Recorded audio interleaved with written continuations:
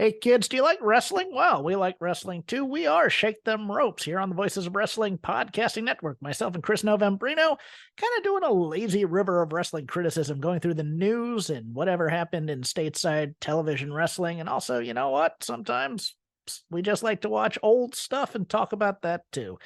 Love for you to give us a listen. If you haven't already, we are Shake Them Ropes here on the Voices of Wrestling Podcasting Network. Welcome to BreezeLine, where the sky's the limit thanks to better internet. With lightning fast speeds up to 1 gig, you can game like a boss, stream like a pro, and watch like there's no tomorrow. Stream, watch, post, send, and trend. Do it all with our fiber-powered network, bringing you reliable, fast internet. Welcome to BreezeLine. Visit breezeline.com for latest offers. Service subject to availability. New customers in select areas only. Visit breezeline.com for details. Did you know that yearly Medicaid renewals will start again soon? This means millions of people who were enrolled in Medicaid during the pandemic may no longer be eligible for coverage. If this may impact you, the good news is you have options. Anthem Blue Cross and Blue Shield can help answer your questions so you can find an affordable health plan for you and your family. We want you to feel confident you're covered. Click to learn more. Policy exclusions and limitations apply. Anthem Blue Cross and Blue Shield is the trade name of Community Insurance Company. This podcast is a member of the Voices of Wrestling Podcasting Network. Visit voicesofwrestling.com to hear the rest of our great podcasts, as well as show reviews, columns, opinions, and updates across the world of wrestling. What do you guys want to talk about? You are listening to the Flagship Podcast with your hosts, Joe Lanza.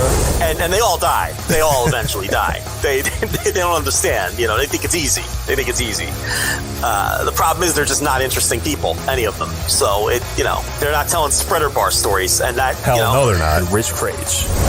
And you'd start these arguments and be like, that guy's an asshole, screw him or whatever. And I'm like, I gotta go see him in like 2 days. Like, you're out there in Texas all alone, like starting all these fights. I gotta meet all these people. I gotta be at these shows. I have to do stuff. You're like, whatever. Nothing's gonna happen. So easy for you to say. And we are live on the Flagship Podcast. I am Rich. He is Joe. Joe, what's happening? How are you? How are you? Are you excited to do the Flagship today? What kind of question's that? I'm always at a fever pitch to do the Flagship. How do you feel our recent run of shows has gone? This is a bizarre opening. I think last week's show was really good, and I think that there was one show either 2 weeks ago or 3 weeks ago that I thought was top of our game. I don't know. I think it's been a pretty decent run. Why?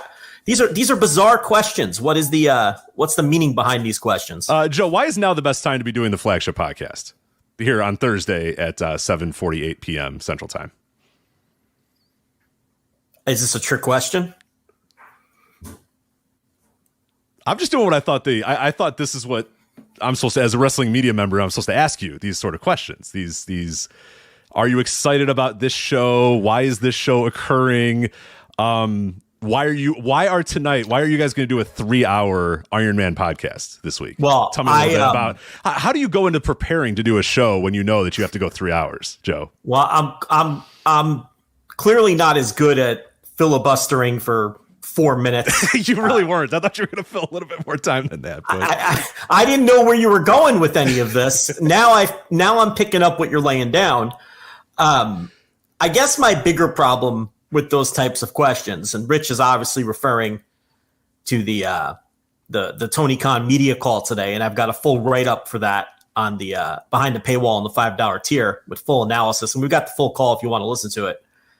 That's what Rich is referring to here. By the way, don't. It was the least newsworthy media call that they've ever. I've been on all of them, and it was the least newsworthy one. And it's just, I guess it's not so much the vapid questions that are the problem this time around. I thought the problem this time around was people repeating the same vapid question over and over again. I'm just not sure if they're paying attention and listening to what the other people are asking. we really don't need to ask about the Iron Man match and only booking 8 matches on the show versus the usual 10 or 12 matches. When the first person asks that, you don't need to ask. Right, like, scratch it off. It's over. How many questions are we going to get related to, doing a 60-minute match and, having a lack of time for more than 7 other matches on the show and what goes into putting that together? And it's like, we heard you. One person asked that already, and it's almost as if some of these people come into the call with a question in mind and no backup plan. And they're going to ask that question they've had in mind all week, no matter what, even if the person right before them asked a very similar question. And what really drove me nuts is when Woodcock, the moderator, he does, he peppers in some write-in questions now and then from people who I guess can't be on the call or whatever. And, right after we get a bunch of questions regarding the Iron Man match and 8 matches being on the show and this being, to leave time for the Iron Man match, after Tony Khan has already talked about this at least twice, Woodcock then reads a write-in question that asks, why was the timing right now for the first 60-minute Iron Man match in AEW history? Which, right. Which, first of all, what kind of question is that to begin with? Like, does this person think Tony Khan's been sitting around for 4 years thinking, is now the time to pull the trigger? Sometime I'm going to do this match. The match that's so revered in my lifetime. An Iron Man match. Yeah. Yes, now's the time. Like, first of all, it's a nonsensical, pointless question to begin with. Don't even bother sending in a question if that's what you're going to send in. Right. It's a match specifically booked for the match that it's booked for and for the competitors that it's booked for, which we'll talk about in our preview a little bit. It wasn't that, you know what, guys, we need to do an Iron Man match. It was all about the person that was challenging the guy that he was challenging, and that's why the time was right to do an Iron. They told you the story was the time is right to do it because that's what Bryan Danielson challenged MJF to. It wasn't just a stroke of genius one day. He said, it's time. We've got to do with the Iron Man match. It's so what are we doing here, man? But I also feel like Woodcock has to do a better job as a moderator of not reading that. Fucking Woodcock. Jim Woodcock. He's got to see that question, and he has to think to himself, Tony has already talked about this Iron Man match extensively, at least 2 other times. He's talked about the 8-match card. He's talked about the length of the pay-per-view. I'm going to ask a different write-in question about a different topic, or I'm just going to go to another one of the people waiting on the line. And I know that there were people waiting on the line because I was waiting on the line, and I didn't get called on, and I'm sure I wasn't the only one. And this isn't me complaining that I didn't get called on. This is just me saying you don't have to go to these write-ins that are repeat questions when I'm sure there were other write-ins. And I know for a fact there's other people waiting on the line. So I thought it was poorly handled by Woodcock. And, what's Tony Khan supposed to do? He has to answer the questions that are asked of him. And if people are going to ask the same question 4 or 5 different ways, because there were 4 or 5 different variations of that same question, either involving the Iron Man match or involving the 8-match card or involving the length of the card. I didn't realize that was such an interesting topic to begin with, number one. And number 2, we really don't need to ask the same question 4 or 5 different ways. But obviously Tony Khan is much more skilled at giving a 3 or 4 minute answer for the same question because I totally bombed at the start of the show. Yeah, you were not good.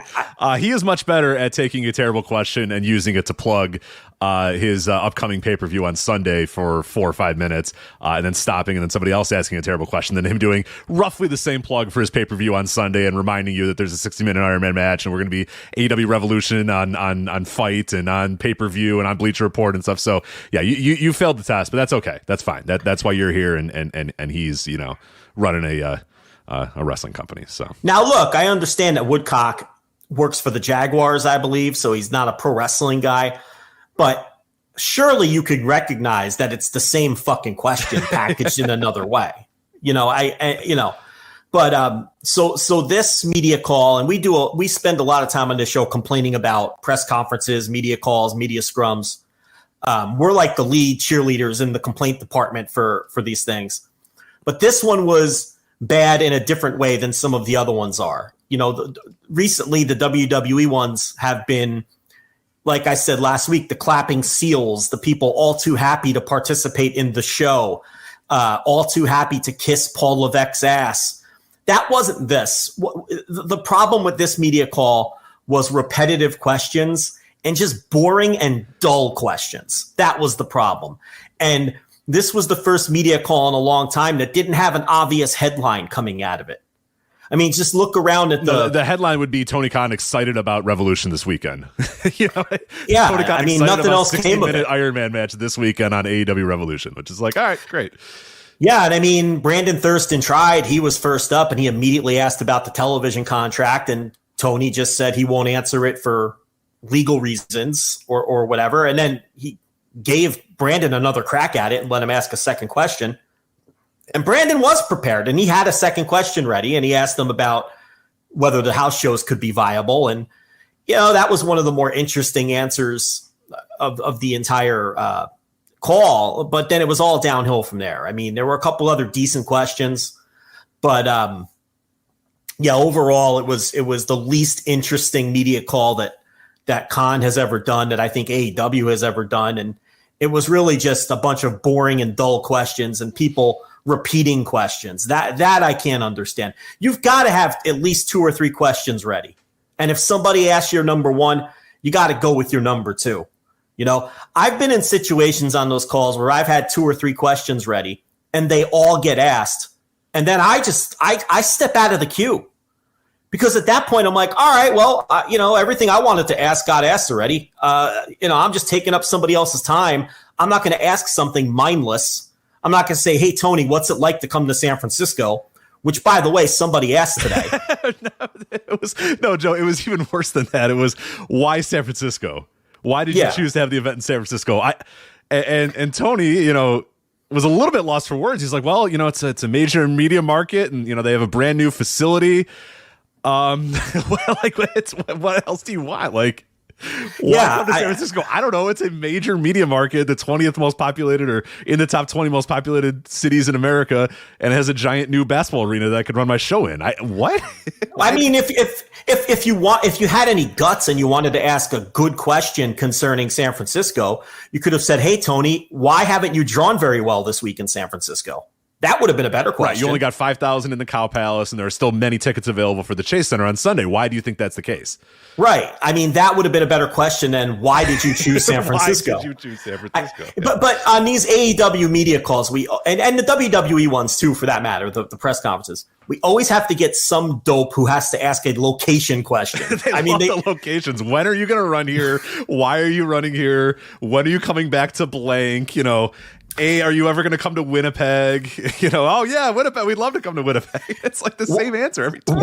One thing I've noticed with Triple H is now that he's done a few of these, is when he comes on and he gives like his little opening statement, one of his like ticks, I don't know if it's a tick or rather one of his go-to opening comments, no matter when he does one of these things, is, and you know, I have to say, Montreal is second to none. In terms of whatever city they're in, is second to none. Yes, and then he'll throw some platitudes about the city and their wrestling history or whatever. Pat Patterson and the Vachons, legacy in this city, and we added to that tonight here with Elimination Chamber. Cardiff is really second to none. When it doesn't matter where they are.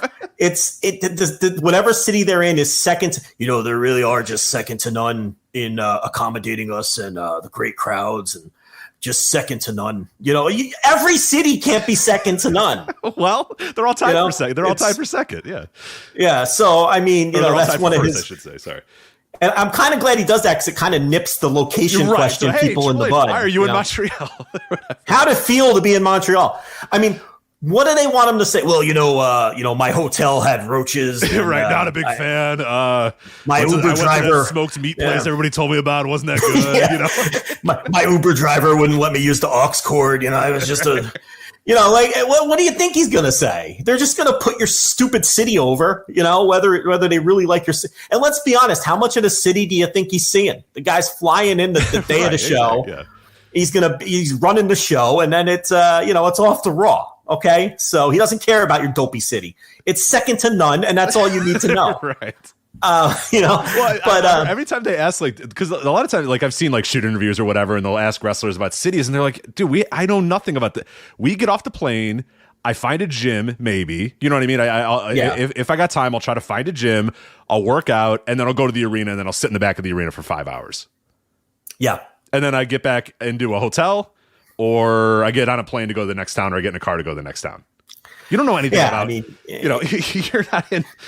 you're not in San Francisco for more time. The AEW might have a chance to do it because they're here obviously for Dynamite, and then they're going to be there for a couple. But most times, and especially WWE, they're in Cardiff for 24 hours, and if that 12 hours, and they go to the show, they hang out backstage, and they leave. They don't sightsee. They don't have time to go, all right, let's see what the museums look like in this town. Like, they really just know the crowds, and listen, every crowd is second to none. They're all second to none. No, but yeah, you always get the location question, and it's so deflating. Like on today's call, Woodcock's like, all right, we got time for one more. Let's go to whoever the fuck from wherever the fuck. And the guy's like, I think it was someone from a radio station or something. And the guy's like, yeah, Tony, I'm just wondering, what made you choose San Francisco? And it's like, that's the last question. Right. It's like, not one person asked about Kenny Omega. We didn't get one person asking the requisite CM Punk question that doesn't get answered. We didn't get anybody asking if Tony and Shad have considered a WWE purchase with that on the market. That would have been interesting. No one even asked about Ariel Helwani. And I guess that topic might be a little long in the tooth, week and a half, 2 week old topic. Let's have some fun. Come on. Let's have some fun here. It's like, why San Francisco? What do you think he's going to say? Tony, are you excited for the women's triple threat match? Yes, I am. Oh my God. That Amy Nemedy. No, we don't have to get into it, but like, it's just. No, we do need to get into it. She gets called upon on every call. How does she get called upon on every call? The best luck. You know how you're very good at guessing things correctly? She's very good at getting called on. I'm very good on not getting called on. You're great at that. You're as good as you are at guessing scoops and getting them right. You are also incredibly good at not getting called on. She gets called on every time, and her question is always listen. Here's the Amy Nemedy question template. You can slide. It's like a Mad Lib that you can slide into any one of these Tony Khan media calls. It's, hey, Tony, the pay-per-view looks great. Then she mentions the women's titles match, and whatever that match is, she goes, we have a great women's title match coming up, and I just want you to talk about how great, and then insert the two competitors, and then she says how great that they've been. And could you just tell us how excited you are about insert women's title match here? And then Tony Khan then wastes everybody's time as Tony Khan spends 6 minutes talking up both women, in this case, all three women involved in whatever. In whatever the women's title match is. It's the same question every time, and it's not even a question. It's talk about the two people in the title match. Who's that for? Even her, does WrestleJoy even exist? How's she even on these calls anymore? Does that platform even exist? Do they publish things? I'll be honest, I'm not sure anymore. So, I know you're tugging your collar because you met her and she was nice to you. And I'm not saying she's not a nice lady. I'm saying she wastes everybody's time with these questions. That's all I'm saying. Okay. And I doubt even the people that she's writing for or whatever she does. What does she even do? Whatever she does, do they really need to hear Tony Khan speak for 6 minutes about, fucking Saraya and how great she's been? And he's not going to say anything bad about anybody. Just ask a real question or just don't ask a fucking question. You don't have to ask one. You can just listen. There's an Amy Nemedy burial for you. There you go. So that was AEW Media Call. As we said, flagshippatreon.com. We have the replay of the call. Don't listen to it. And your analysis about the call, which I think is probably the better thing to do, is read that and go, okay, I'll move on with my life. But we'll get to AEW Revolution here in a little bit. We'll preview that entire show. Talk about everything that's going on for that one. We'll also get you ready for our Instant Reaction Live this week. And we're doing it right. I forgot to ask you, but you're around Sunday. What else you got going on Sunday night, right? Of course we're going to do the instant reaction. Right. We didn't even ask each other. At this point, AEW pay-per-views are not even an ask anymore. It's a must. So yeah, we will be there live Sunday immediately following the show at flagshippatreon.com. So we'll preview all that show, talk about all the stories, talk about all the matches, all the details, all that sort of stuff. We'll get to that in a little bit. We have New Japan CMLL Fantasticamania, an amazing tour. I loved everything I saw from Fantasticamania over the last week. So we're going to touch on that, talk about it, reviews, some of the matches that we saw, touch on our favorite matches, moments, different things like that from Fantasticamania. We are actually going to do it this time. I promise it is not the Starrcade 1991 of 2023, but we are going to preview the New Japan Cup. We got it in way early. I was like, Joe, it's not for 5 weeks, but we got time to preview the New Japan Cup. And then we pushed it off and we said, we'll do it this week. Well, now we have no time. It's coming up this week in a couple of days. So we are going to have to preview the New Japan Cup. We will do that today as well. New Japan and Jay White. Jay White might be no more. We have a exclusive scoop from the Super J-Cast here on the Voice of Wrestling Podcast Network about Jay White and his contract with New Japan Pro Wrestling and what could possibly be next for Jay White. So we'll talk about that. Daisuke Harada is retiring. We'll get into a little bit of details about that, talk about his career as well. Then we'll review Impact Wrestling's No Surrender show, main evented by Josh Alexander and Rich Swann. And then, oh boy, they're at it again. MLW. They've done it again. What is it? We'll find out a little bit as we explain to you what it is and try to decide who's lying, who's telling the truth, what's going on here. Always, the world of MLW truly never does stop, Joe. And then if we have time, we'll cover the Wrestling Observer Newsletter Awards as well. So that's obviously the 2022 awards. It's March, so I'm not super excited about covering like the 2022 awards. But that's what this show, the foundation of this very show, is based upon, was you and I reviewing the New Japan, or the Wrestling Observer Newsletter Awards all those many years ago, so I guess we probably should touch on it a little bit. But that we'll put towards the end of the show. Hopefully we'll have time for that. Before we get to any of that, though. So which show opening did you use this week? Did you use the one where I talk shit and then you have to face people? Yes, exactly. So it's all right, perfect, so the next time you see Amy Nemedy, is she going to pull like a switchblade on you and be like, you motherfuckers? She might, yeah. I don't know. Yeah. Oh, I just used some spicy language. Unfortunately, I got a run in here from the girl. So I don't say that word. I said that's a bad word, right? The one I just said. Yeah. Yeah, you don't say that word. All right, now listen. She's handing me a drawing here. This is a mermaid. Yeah. Mermaid. Okay. Okay. This is a very good drawing of a mermaid. Did you do this all by yourself? You did. Yeah. It's very nice. Did you take your bath? Okay. Are you going to bed now? Yeah. Okay, what are you going to do with this? Put it on a refrigerator? Mommy's going to keep it forever. Mommy's going to keep it forever? Okay. I think it's really good. It is really good. I'm impressed by this. Yeah, I'm going to keep it forever, yeah. That's not bad for a 7-year-old. I will say that. Okay, all right. Well, thank you. Good night, Daddy. Good night. All right, so that had to be addressed. Otherwise, of course. There. Well, yeah, I got to keep it forever now. Jeez, she's gonna remember that thing, so you better keep that forever. She's it's going to be kept forever, as noted. 27 and say, "Mom, where's that mermaid picture?" You guys better know where it is. She was going to stand there and stare at me with sad eyes until I addressed it. So it was been addressed, and there we go. So I did enjoy the economy of words that she had there. Just yes, yes, yeah. Yes. Well, she sees the microphone and she gets nervous. See, that's what it is. Okay. She knows what's going on here, and she's so. Well, the boy's a natural, right? He wants to get his shit over. He wants to get his shit in. He's Brian Cage out there. He's a fucking clown. Yeah, he'll right. He's trying to get his shit in. Yeah, he's already in bed, but like if he'd be doing bits, he'd be down here having prepared bits and trying to get himself over. But yeah, she's a little more shy. But there it is. Now it's on the fridge. I can see it. And now, as noted, it must be kept forever. So anyway, you may continue with the show. Well, I was going to say, before we get to any of that stuff that we were going to touch on later in the show, Ring of Honor debuted today. The brand new re-debut, the new Tony Khan-led Ring of Honor had their TV tapings last week. And the first show aired this week. And I watched a little bit. I know you watched a little bit as well. Just quick pithy thoughts about it, because neither of us, I think, saw the entire show, because obviously we were doing this show in the last half hour. We go head to head, which I appreciate Tony.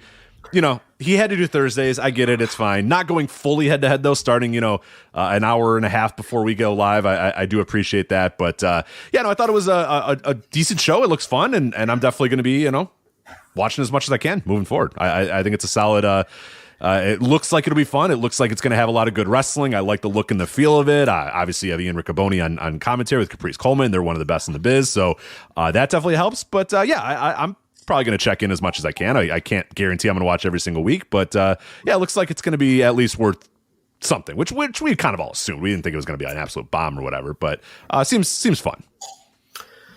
I've got some concerns after watching the first one. It did come across a little bit like AEW Dark Red and Black to me. Obviously, it's in the same building. My biggest concern, though, is I would like to see at some point down the line a clear line drawn between the AEW and ROH rosters and distinctive rosters for each of the promotions.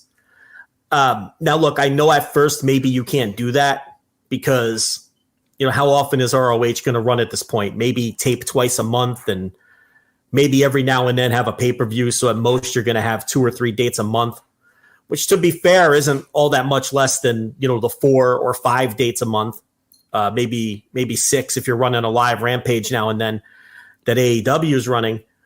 But so I get that, this is just the start of this thing and maybe you can't, just have firm, a set ROH roster of people who don't work AEW shows anymore. But while there's commingling between the two rosters, it's just not going to feel like its own genuine promotion until that happens. And the other thing is, if you're serious about ROH as its own true entity and to build it as a second promotion, it's going to need stars and it's going to need full-time stars. So I don't know. I liked what I saw tonight. It was a good show. I wasn't blown away by it. I don't know if it's going to be appointment viewing. I don't know. I may actually be a little let down by it. Now look, I get that they probably don't have the confidence that they can draw, around the country in a mid-sized building yet to do a taping. So they're going to do this Orlando thing for a while until they feel like they can bring it on the road and maybe try it in some of the old ROH haunts like Philadelphia or Baltimore or, any of the other cities on the East Coast. But until then, I don't know. It's going to feel like more of a spin-off brand than a true promotion. And I don't know if they're ever going to be able to kick that feeling. And yeah, I think that's going to be tough. I think they're going to struggle with that from. Well, in order to do that, you have to have your own roster. You have to. You can't have Claudio Castagnoli bouncing back and forth. You can't have, I could go right down the line. I think a different interview person as well, and that's nothing against. I think Lexi Nair or whatever did fine, but like again, she's on AEW Dynamite all the time. It's just she's on AEW programming all the time. I would like a different person there. They did it with the commentary. They did it with Ian and Caprice, and I love that. And the ropes look different. The aesthetics looked different enough. And I know it's obviously like it's in the same building as Dark, so you're going to have a lot of that similar like look and feel. I don't know that they can. Yeah, like you said, I don't know that they can combat that right now. But you can combat that by making the on-screen product look a little different, feel a little bit different. And yeah, I think, having a different backstage person, having, a different roster, distinct roster is going to help that. I mean, I like the show, but I also liked the first couple episodes of Dark that I watched. And then eventually Dark just kind of became a thing where I was like, if I got nothing going on and I want something in the background, I'll turn on Dark. And I don't want Ring of Honor television to become that. And I don't think it's going to be that for me right away, but I do see how that could potentially happen where, you're just watching, AEW guys have good matches, and it's like, all right, well, I can watch that on Dynamite too. I need a little bit more juice there, or at least a different look and feel, because I'm already getting AEW guys doing good matches on a number of hours of every single week already. So 2 distinct separate rosters is going to be vital if it's truly going to feel like its own promotion. And look, Tony Khan has been telling us that it is its own promotion and it's going to be its own promotion. Well, okay, you're the one telling us that, but now you have to make that happen, and you have to make it feel like its own promotion. And right now it really doesn't. Right now it feels like a little spin-off sister promotion all under the same umbrella, which in reality, that's what it is. But if you're telling me it's two different companies, then make them two different companies. And the easiest way to do that is to have two distinct, a separate set of rosters. That's the only way to do that. So I can't fully invest in ROH until as its own entity until there's two separate rosters. That's me. That doesn't mean I won't watch it. That doesn't mean that I won't enjoy it. I thought the 3 pay-per-views last year were spectacular. I thought they were phenomenal. I mean, and those did feel like their own thing. Those ROH pay-per-views last year did not feel like AEW pay-per-views. They felt like I was watching a different promotion. And if you want to bring in big AEW stars for the pay-per-views because you feel like you need them to help draw, I get it. That's something that I understand from a business standpoint. You have to do those sorts of things. And I think it's going to be interesting to see if they could sell these pay-per-views for Supercard of Honor without any integration into AEW TV. I don't know how they're going to do that. I don't know how they think they're going to sell pay-per-views off of Honor Club. And they'll see the subscription data, and maybe there's more subscribers than I think, especially out of the gate. But and maybe they have better information than we do, but I think it's going to be a hard sell to sell a pay-per-view without any television. And Tony Khan was talking today on the media call on the media call about how, they really haven't had any ROH integration on the TV since Final Battle. And he plans to keep it that way. Well, how are you going to sell the pay-per-views then? Off of a streaming show? I don't know. It's gonna be tough. Yeah, it's gonna be real tough. And even if those subscriber numbers do come in pretty hot for this episode, like we said, it doesn't look like a show that's going to really drive like a ton of business. Like yes, I saw a lot of people talking about it and watching it, but come 4 or 5 weeks from now, is it really going to be that hot? Are a ton of people going to be talking about this? I don't know. I don't know, but it's really hard. It's really, really hard to do that with a streaming thing. And it's really hard to get people to the streaming thing as well, because again, like you said, if they're truly saying we're not going to push this on AEW television, then you got to be really, really good at social media marketing. You got to be really good at other forms of marketing.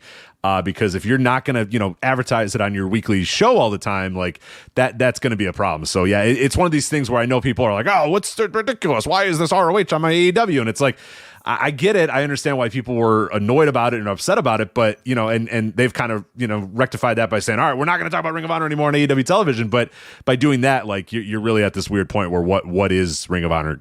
How are more people going to? Because you have your base audience here, you have your fans of Ring of Honor, you have your AEW fans that are going to go check it out, but like, how are you going to get how are new people going to watch this show? Like, how are they going to discover it? How are they going to find it? And then, like you said, moreover, how the hell are you going to sell pay-per-views for this as well? That's going to be pretty tricky.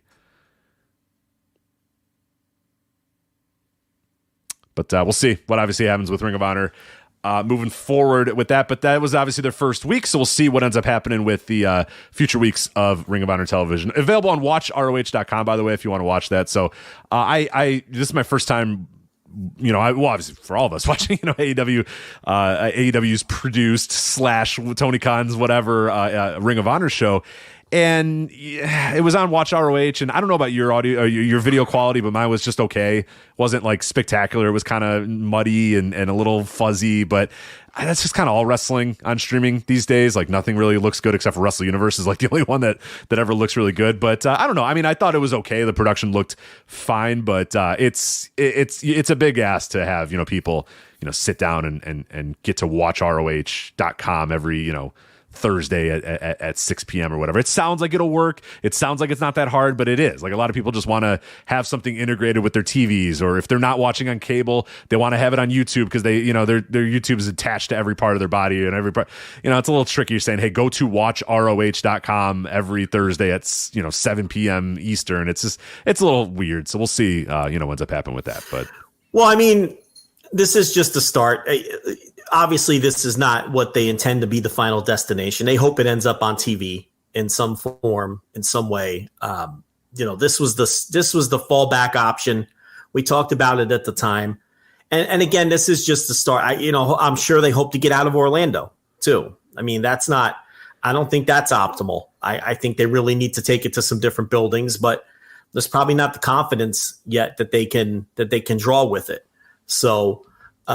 No, give it time, and I'm rooting for it. I really want it to become its own thing. And I want a second American wrestling promotion that I can sink my teeth into. WWE is not that for me.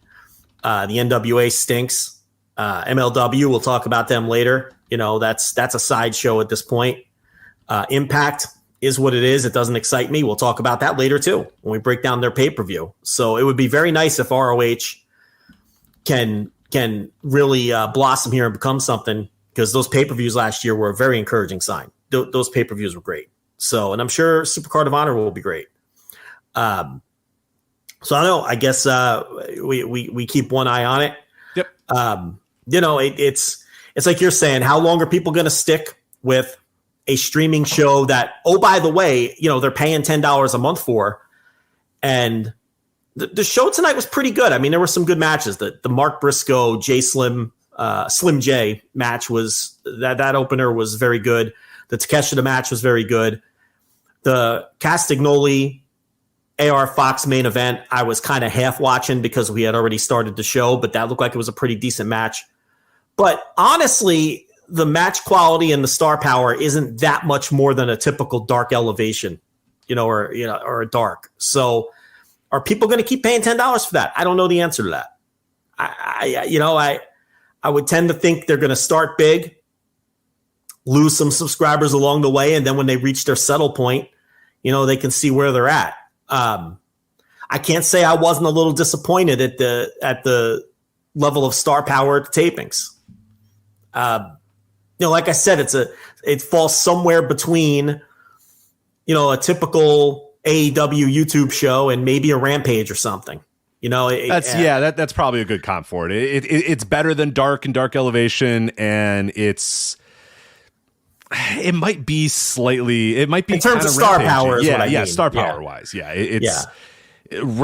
some Rampages are about equal to this. Some are a little higher, but it's right in between that. Like, nobody that came out was an absolute, Jay Brown or whatever. You know what I mean? Like, everybody that came out was somebody that. There was that with the LS, that one. There was the 6-man that was kind of tricky. You have Renegade Twins who are jobbers on Dark. But we're talking star power here. I like them too, but these are the kind of people you can see on YouTube. And Sean Dean and the Renegade Twins, and you're referring to LSG. This is and look, the show, the matches were good. Just like a lot of times, people complain about Rampage, and Rampage is good almost every week. I thought Rampage was the second best television show in all of wrestling last year behind Dynamite. But just if we're just talking star power, I mean, these tapings didn't blow me away from that standpoint. And again, I understand you can't yank people off of AEW and off of TV and put them on this sort of whatever this is at this point that's, running a streaming show behind a paywall. You can't do it. So I understand. It is what it is right now. Yep. You just got to live with it for right now. So yeah.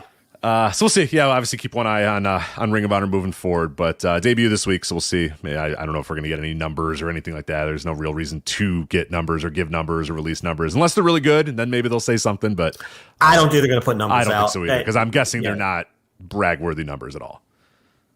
And even if they were, I mean, it's like Tony Khan's new thing is, the Succession quote. How does this suit my interests? Well, how does putting out the numbers suit his interests?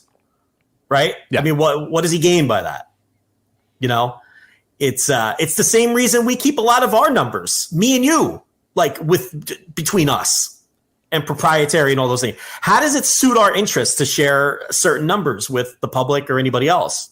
It doesn't. So no, I don't think we'll see those numbers. I mean, it's possible, I guess, if they feel like they're good, they'll leak them to a journalist of choice or something, and they'll get out there somehow. But get at us, by the way, TK. We're open. DM's open. So yeah, I don't think he's getting at us, but but they're open. They're open if you want. Sure, they've been open for months, Rich. They've been open for a while, but I'm just reiterating they remain open. Yes.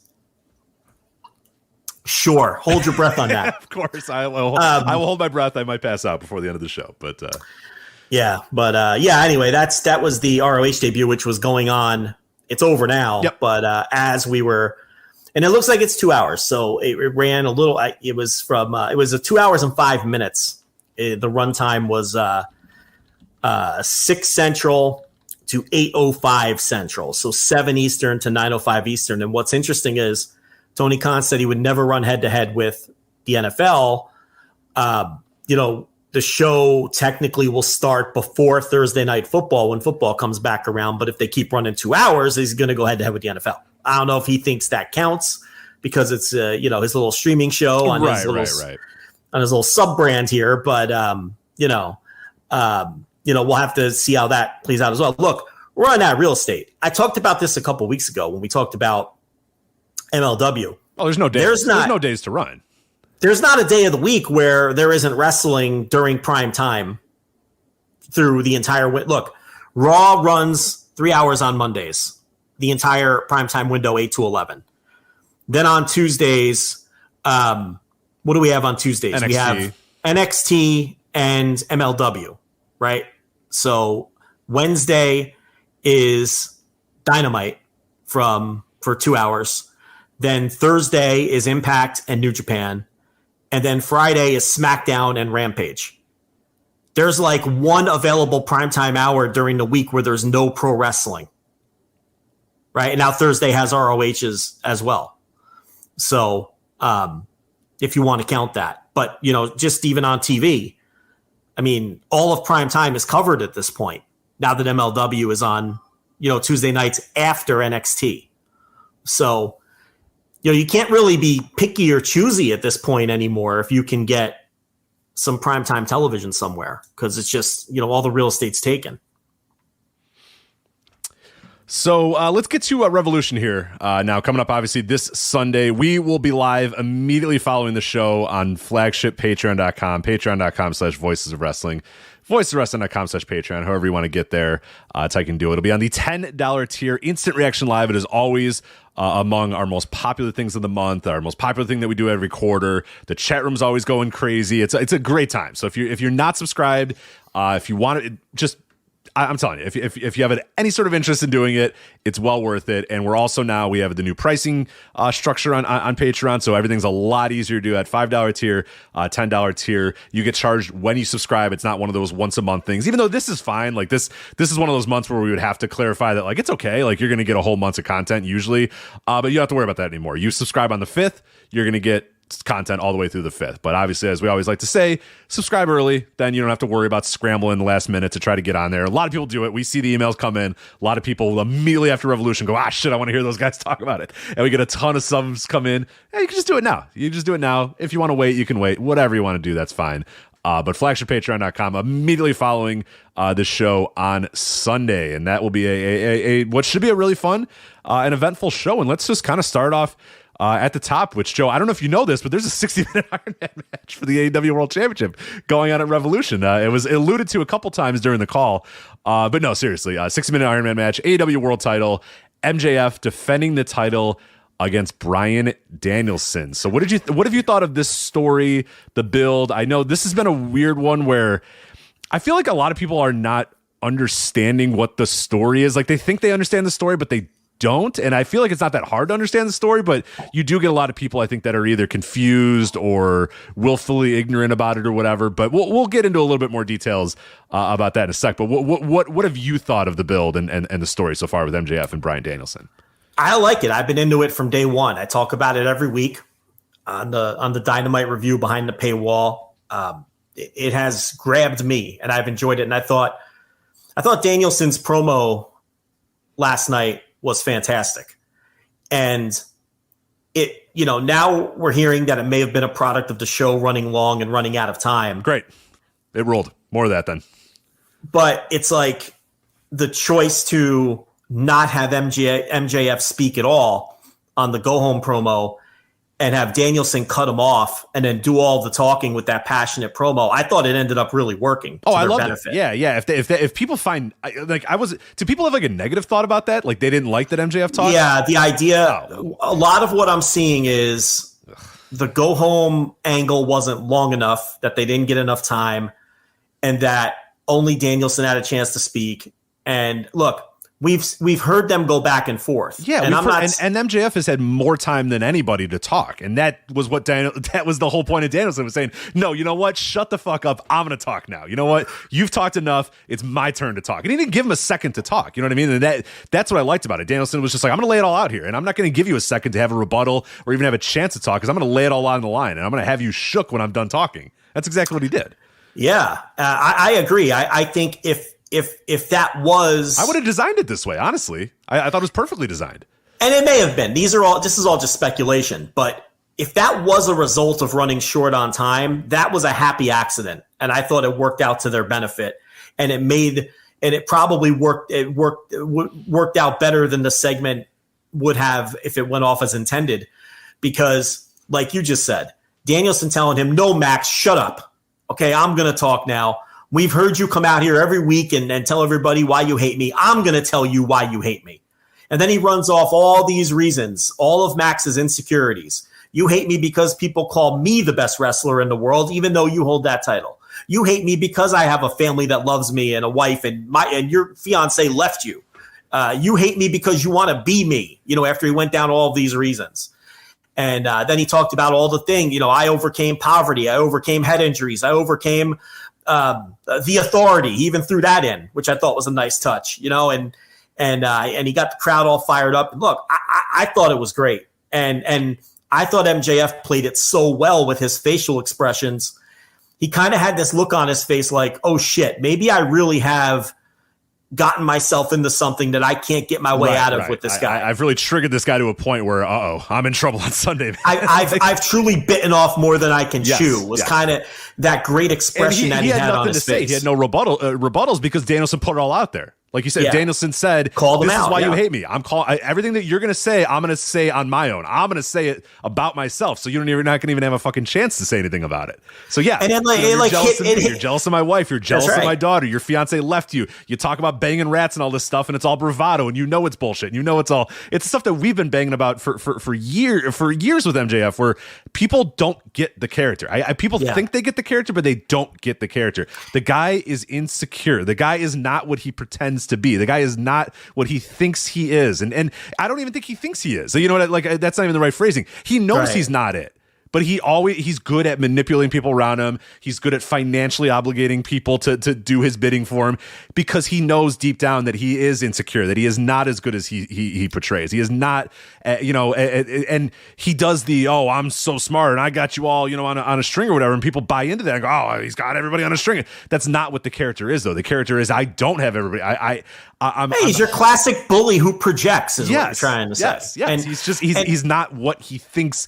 He's not what he portrays, and he knows it, and he knows that deep down he knows it. Yeah, and deep down he knows it. When people call him out on it, it gets him deep down. Like the Punk angle was all about the core. That, Where Punk was I know you. I could see right through you, buddy, and that drove MJF up a fucking wall. And that's when you got the most personal MJF saying, you know what? Yeah, you do know me because you used to be my hero, and then you ruined it. Like, that was MJF letting go of the bravado and just being and the same thing with Regal.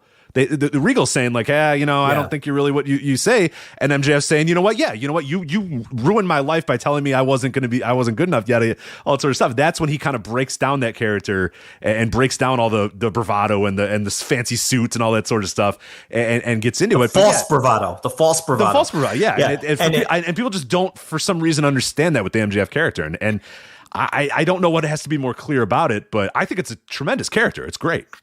It's MJF and Roman Reigns are the two most misunderstood gimmicks in wrestling right now. People just don't have a good feel for it goes right over people's heads, I think. More so with Roman Reigns than MJF. I think a lot of people understand what we're saying about MJF.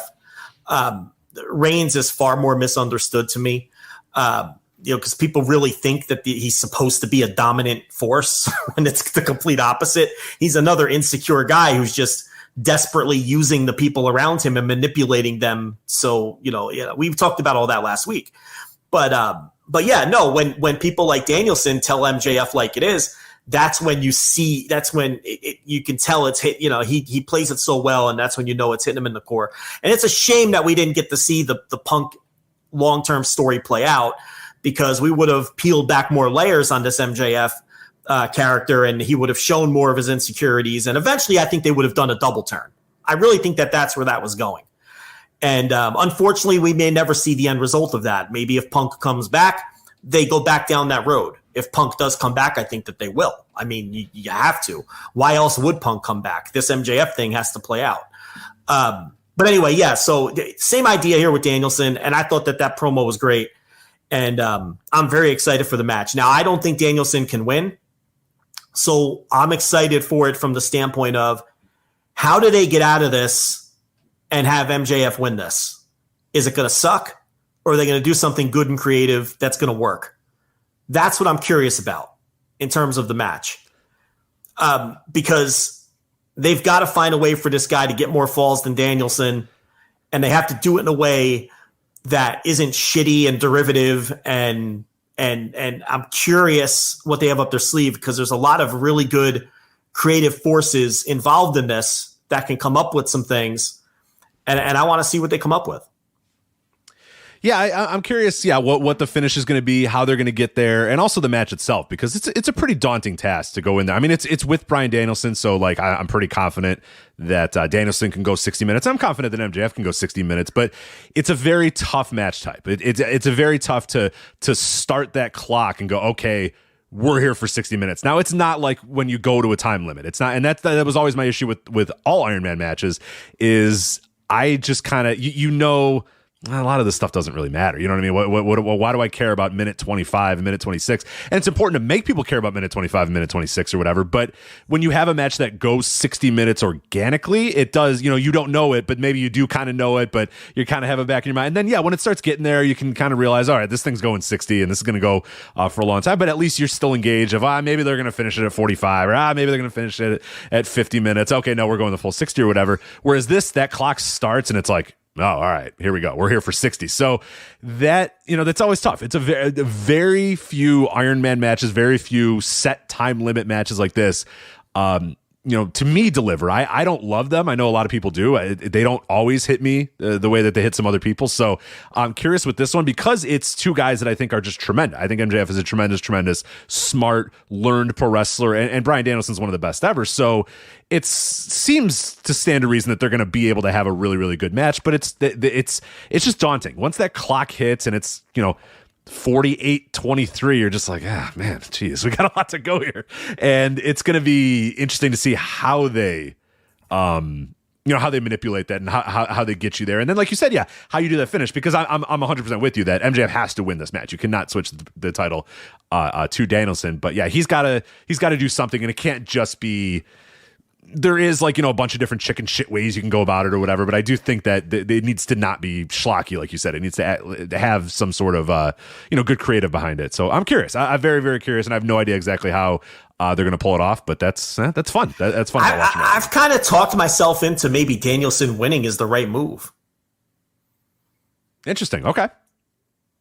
Would it really be that bad of a call in this spot? He just out wrestles him and he proves him right. And he says, you aren't, now you got to come back, if you want to come back. Well, and because this is Danielson's entire thing is this match. Like he is, and that's the other thing I saw too is, people saying, well, why are they doing an Iron Man match here? Why, they're doing an Iron Man match because Bryan Danielson said, we're going to do an Iron Man match because I know you can't beat me in 60 minutes. I'm a better wrestler than you. And you can beat me by cheating. You can beat me by, doing the ring or having a guy interfere or whatever, but you're not going to out wrestle me for 60 minutes. So that's what we're going to do. And that's what the match is going to be. So yeah, I guess, the other thing too is he can just do some chicken shitty thing at the end too. He can still use the ring or something like that. But would you feel kind of gutted if after, 58 minutes of a match, MJF comes out of nowhere, hits a guy with a ring, and then it's over? Like, would that? I don't know. I have to see it. I have to see how that all plays out to determine whether I think it's, bullshit or not. And what if he does just out wrestle Danielson? What if he just gets Danielson in something? No, you can't do that. You can't do that. Okay. That you absolutely cannot do. He can't. No, he can't just. he can't wrestle clean for 60 minutes and win this thing 4-2. Like you can't do that. Right. You know what I mean? Like he could be a chicken shit for 55 minutes or whatever, but the final pin can come with like, a reversal into reversal into an inside cradle or whatever, and that's how it wins, or but would that feel like a gut punch too if he's kind of MJF normal, but then at the end he just wins with like a solid maneuver, a solid reversal? Would that annoy you too? I have to, it's hard to work out these scenarios. I have to see it. Yeah. I have to see what they do in practice. He can't just be, okay, Danielson, you're right. I have to prove I'm a better wrestler than you and then out wrestle. And then prove it. Like that's, and then prove it. Yeah. Then, then Danielson looks like an absolute fool. And then what's the heat with MJF anymore at that point? He just beat the best wrestler in the world, which means he could beat anybody else on the roster. Right. So then what's really the point of any of this at that? So he's got to cheat. So I want to see how creative they get, but I almost don't think it's like at the very beginning of this, I figured this was just, all right, we're going to get him through this pay-per-view and then he's going to move on to whoever, Hangman Page or whoever the fuck is next.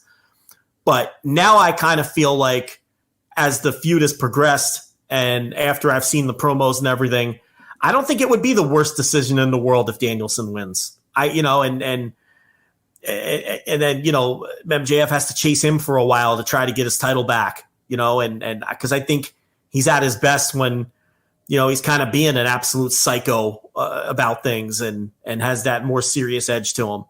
So I don't know. I'm into the match, though. I'm into it. I think it's been a great story. I think the story of Danielson saying, well, I'll just prove that I'm a number one contender by beating all these guys. MJF trying to pay off all these guys telling MJF, fuck off, I don't really need your money or whatever. And then, Danielson going out there and having great matches. I mean, a series of great matches. I thought the promos have been good. I think the story's been good. Yeah, I'm all in on this. So he's got the injured arm too. So what MJF can do is sacrifice a fall early by getting himself DQ'd by doing something to the arm. Right. And then, so you eat one fall early, but then he quickly puts him in the salt of the earth, to tie it up and then works over that arm for like 40 of the 60 minutes. You know what I mean? You could do something like that. I don't want to fantasy book the match or lay it out, but there's a lot of things you can do here. The last thing I would do is he just wrestles him and bests him. Yeah, I lay that scenario out, but I totally agree. Yeah, I think there's a way where he's a chicken shit for 58 minutes of the match, and then maybe he gets that last pinfall by doing some sort of reversal or some sort of out wrestle. That wouldn't bother me that much. That would be a little bit of like, hey, you challenged me and I proved a little bit. But like you're saying, then where's the heat on MJF? I guess the heat is like, I guess you wrestled like a chicken shit 58 minutes, but no one's going to care because he got the win and he got the title and he out wrestled Danielson in the end. So you need something there to kind of get things going. You want to either continue to ignite those flames for MJF or, like you said, have Danielson beat him, and then that makes MJF turn into a complete fucking psychopath for the remainder of the year. I don't know where they're going after. I mean, I feel like Hangman is going to beat Mox, and then you have your next program, right? Because that, then you could do Hangman MJF and build that. What's the next page? Is it All Out or Double or Nothing? Full Gear, right? Or not Full Gear. Not Full Gear. It's not Full Gear. It's either All Out or Double or Nothing. Double or Nothing. Double or Nothing's in May. So yeah. Yeah. So then maybe that's your Double or Nothing matches, MJF and Hangman Page, because they don't have a lot of heels, top heels. They have MJF, who's already the champion. They have Chris Jericho, and then who? I mean, Moxley is kind of a heel right now. He's like a heel leaning tweener, right? The whole Blackpool Combat Club, with the exception of Danielson, are like heel leaning tweeners right now. And then who? Christian, who he's got to settle this Jungle Boy thing, and he's a mid card guy right now. He could definitely be a top heel with the way he cuts promos, and as good as his work is. But they've got to get some top heels, So putting the title on Danielson, it's like, well, then where do you go with that? Because you would just have to you'd have to keep this feud going. It would have to be MJF now chasing him. So, because I don't think they're going to put Jericho back in the title picture. So it doesn't make, it's like, look, MJF's going to win. The question is, how's he going to win? And is it going to work, or is it going to be something that's going to piss everybody off after they sat through 60 minutes? What'd you see of? I don't know if you saw this, but there was a little bit going around where Danielson was talking about maybe this can open the show. Would you do that, or would you close the show with this? I mean, that's the old school thinking because you're going to have all this craziness early, and these guys are going to have to go 60 minutes, and there's going to be a lot of wrestling, right? That's kind of the idea here. But I don't know if that's going to be the case with the MJF match. I think there's going to be, again, MJF pulling a lot of shenanigans in this thing. This isn't going to be Dory Funk Jr. and Jack Briscoe. Right. Yeah, right. That's the old school thinking behind that, where you don't want to follow something with 60 minutes of guys that are just legitimately going to grapple for an hour and go to a fucking draw. I don't know that this is going to be that. I mean, it's going to be just in length only. It's not going to be the traditional 60-minute Broadway 1970s NWA World Title match. So no, I think you just put the match on last. And it's an AEW crowd. MJF and Bryan Danielson aren't going to have any problems being over in front of an AEW crowd, no matter what they see. Now, we have had some pay-per-views where it's obvious that the crowds are tired by that main event when the main event rolls around, but they don't die. They don't die completely. It's clear that they're a little tired. To have a truly dead crowd. Like where they've had lulls. There's lulls. Like we always talk about the lull, but that's kind of what they've done is that crowd will realize, all right, for the next 3 matches, we're just going to chill out and just kind of sit here. That's going to unfortunately probably be Jamie Hayter, Saraya, and Ruby Soho this time, or something else. They're going to kind of chill out and take it easy. But then they know, okay, main event time. All right, we're back at it. Let's go. Let's go. Very rarely do they die, and then the main event comes and they're just not reacting whatsoever. So and they don't have to be at a fever pitch all 60 minutes either. They have to be. They have to be hot each time there's a fall. And, for the final 8 minutes or whatever, when they do whatever they're going to do when they hit the closing stretch. So, no, I don't, I think the match should go on last. AEW World Tag Team titles here. The Guns defending in a 4-way here against the Acclaimed, Jay Lethal and Jeff Jarrett, Orange Cassidy, and Danhausen. Do you strap up, Double J? Is it finally time, Joe? If you're going to, you do it here because as I talked about, he can pin Danhausen or whatever. Not only that, but there's a lot of potential bodies to pin, but this act is never going to be more ready for that than they are right now because nobody's sick of them yet. And, when they first put Jeff Jarrett on TV and they put this act together, there was a lot of skepticism like, we talked about it, right? But it's worked. And Jeff Jarrett has won everybody over because he's been objectively great. I mean, it's working, but there's a shelf life to this. This isn't going to sustain.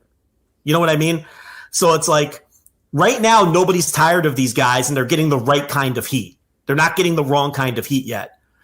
So if the plan is to belt up Jarrett and Lethal, now is the time to do it. This is the peak because I think it's all downhill from here for that act.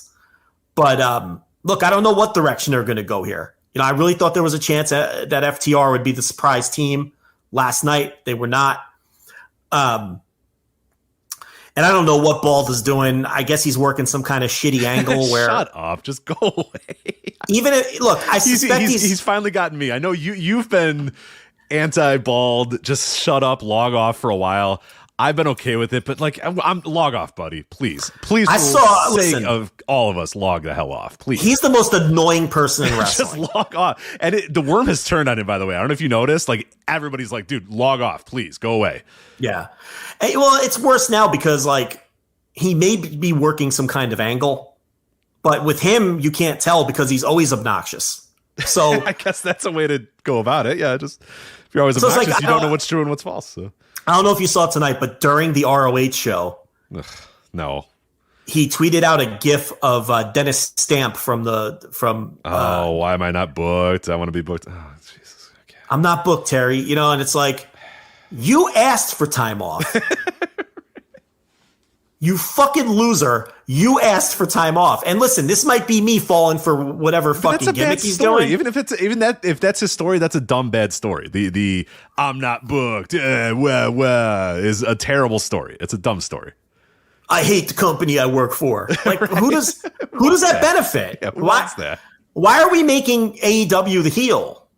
I don't know. And you're doing the same thing with Kingston. You're doing the same thing with a few people here. And it's like, the guy's just really fucking annoying. And I have a feeling, look, it's a little too on the nose because he quote unquote accidentally sent out the picture with the WWE documents. Oh, in whoops. Yeah. And then deleted it and sent out the picture without the documents. I hate all of this. Stop talking about this, please. I hate this. I hate this so much. Please. I'm log off. Everybody log off.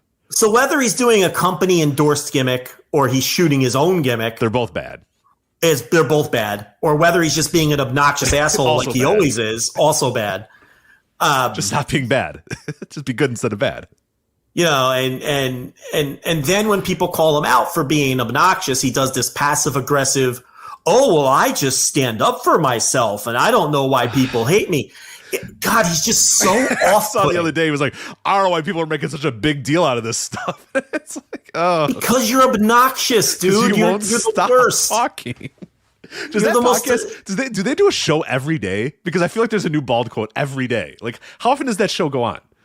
It's once a week, I think. It feels like it's every day. Every day there's a new bald thing. But I guess he's working angles on Twitter in addition to doing the pod. Just log off. I hate all this, and I want to stop talking about it. So there you go. Yeah, but anyway, I hate this 4-way. I think most AEW fans aren't in favor of this 4-way. Look, I don't know. Bill, this is like a television match to me, doing a 4-way like this. You want to do this kind of 4-way on Dynamite or Rampage or something? That's what this is for. Oh, yeah. Battle of the belts. But on a pay-per-view... Yeah, let's have the two best teams battle for the tag team title. Build me a contender and give me a hot match. That's all. I don't need this 4-way nonsense. So I'm not in favor of the 4-way, and I'm not looking forward. This is it's not my least anticipated match. It's my second least anticipated match on the entire show.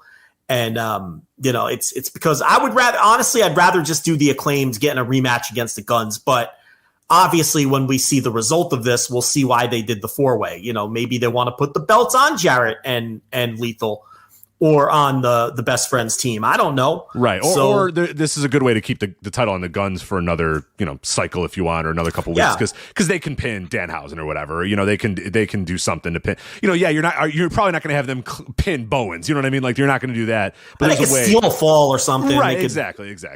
So it's and look, the Acclaimed are a hot act, and I'm sure the match will be over because people like the Best Friends and all that. I get it, but I don't know. I'd rather just build up a hot contender and give me a solid traditional 2-versus-2. But the Guns are the champs, and they're kind of gimmicky champs to begin with. So the whole idea is that they stole the belts and that they aren't like worthy champions. Right. And that's funny because then people complain that they're not worthy champions. Well, that's kind of the point, stupid. That's the point. Like they come out in half shirts and gyrates. They're not to be respected, and they didn't win the title in a respectable way. Like I might be getting worked by I might be getting worked by Bald, but you're all getting worked by the Guns. Okay, that's the fucking story. So anyway, I don't have much interest in this match. I really don't have much interest in the tag titles, period, right now. I would prefer. I'm patiently waiting for the tag team titles to get back on a work rate team so I can get my dopey work rate matches and fill like up my fucking nerd. That's like all. A fucking nerd. You want a bell to ring and then two teams to go out there and wrestle. You want me to make a controversial statement? What do you got? The knock on AEW, right, is that they don't tell any stories, right? Like we talk about that all the time. Right, and we just spent 20 minutes talking about the MJF Bryan Danielson story. But yeah. I got to tell you, I think AEW tells too many stories. I think AEW needs to just... I think as a promotion, they cram too many fucking stories into a 2-hour Dynamite.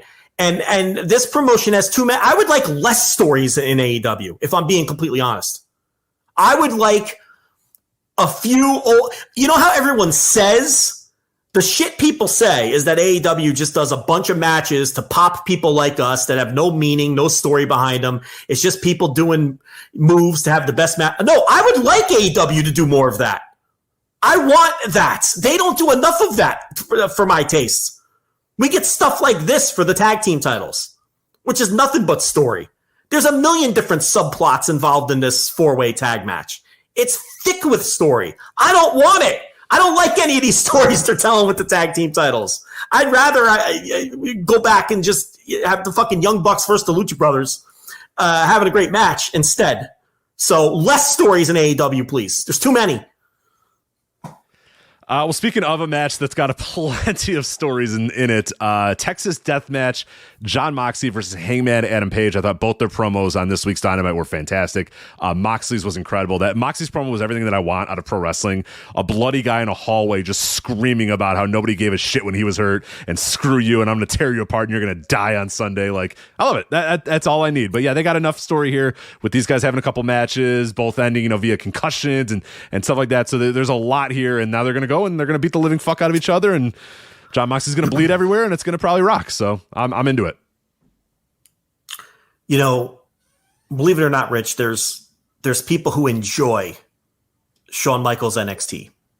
I know that's hard to believe. Adults, grown adults who are you sure? Grown who say that show is good. Okay, I'm going to make a point here. So there's people who enjoy Roxanne Perez going, this is my dream. I want to be the NXT Women's Champion. Yeah. There's people who enjoy. I've wanted to be a WWE superstar since I was born. There's people who love that. There's people who are really into Gigi Dolan. It was never about us. There's people who are into Chase U, doing whatever it is that Chase U does. Scream, yell. And Thea Hale just acting like a complete moron. And there's people who, for some reason, Isla Dawn making dumb faces for faces and people puking black goo. Yeah. There's people who like that. There's people who just summoning fire out of nowhere. So yeah, there's people who love the Bloodline sitting in what looks like a hotel lobby, making faces at each other and cutting the same promo on each other every week. There's people who love that stuff.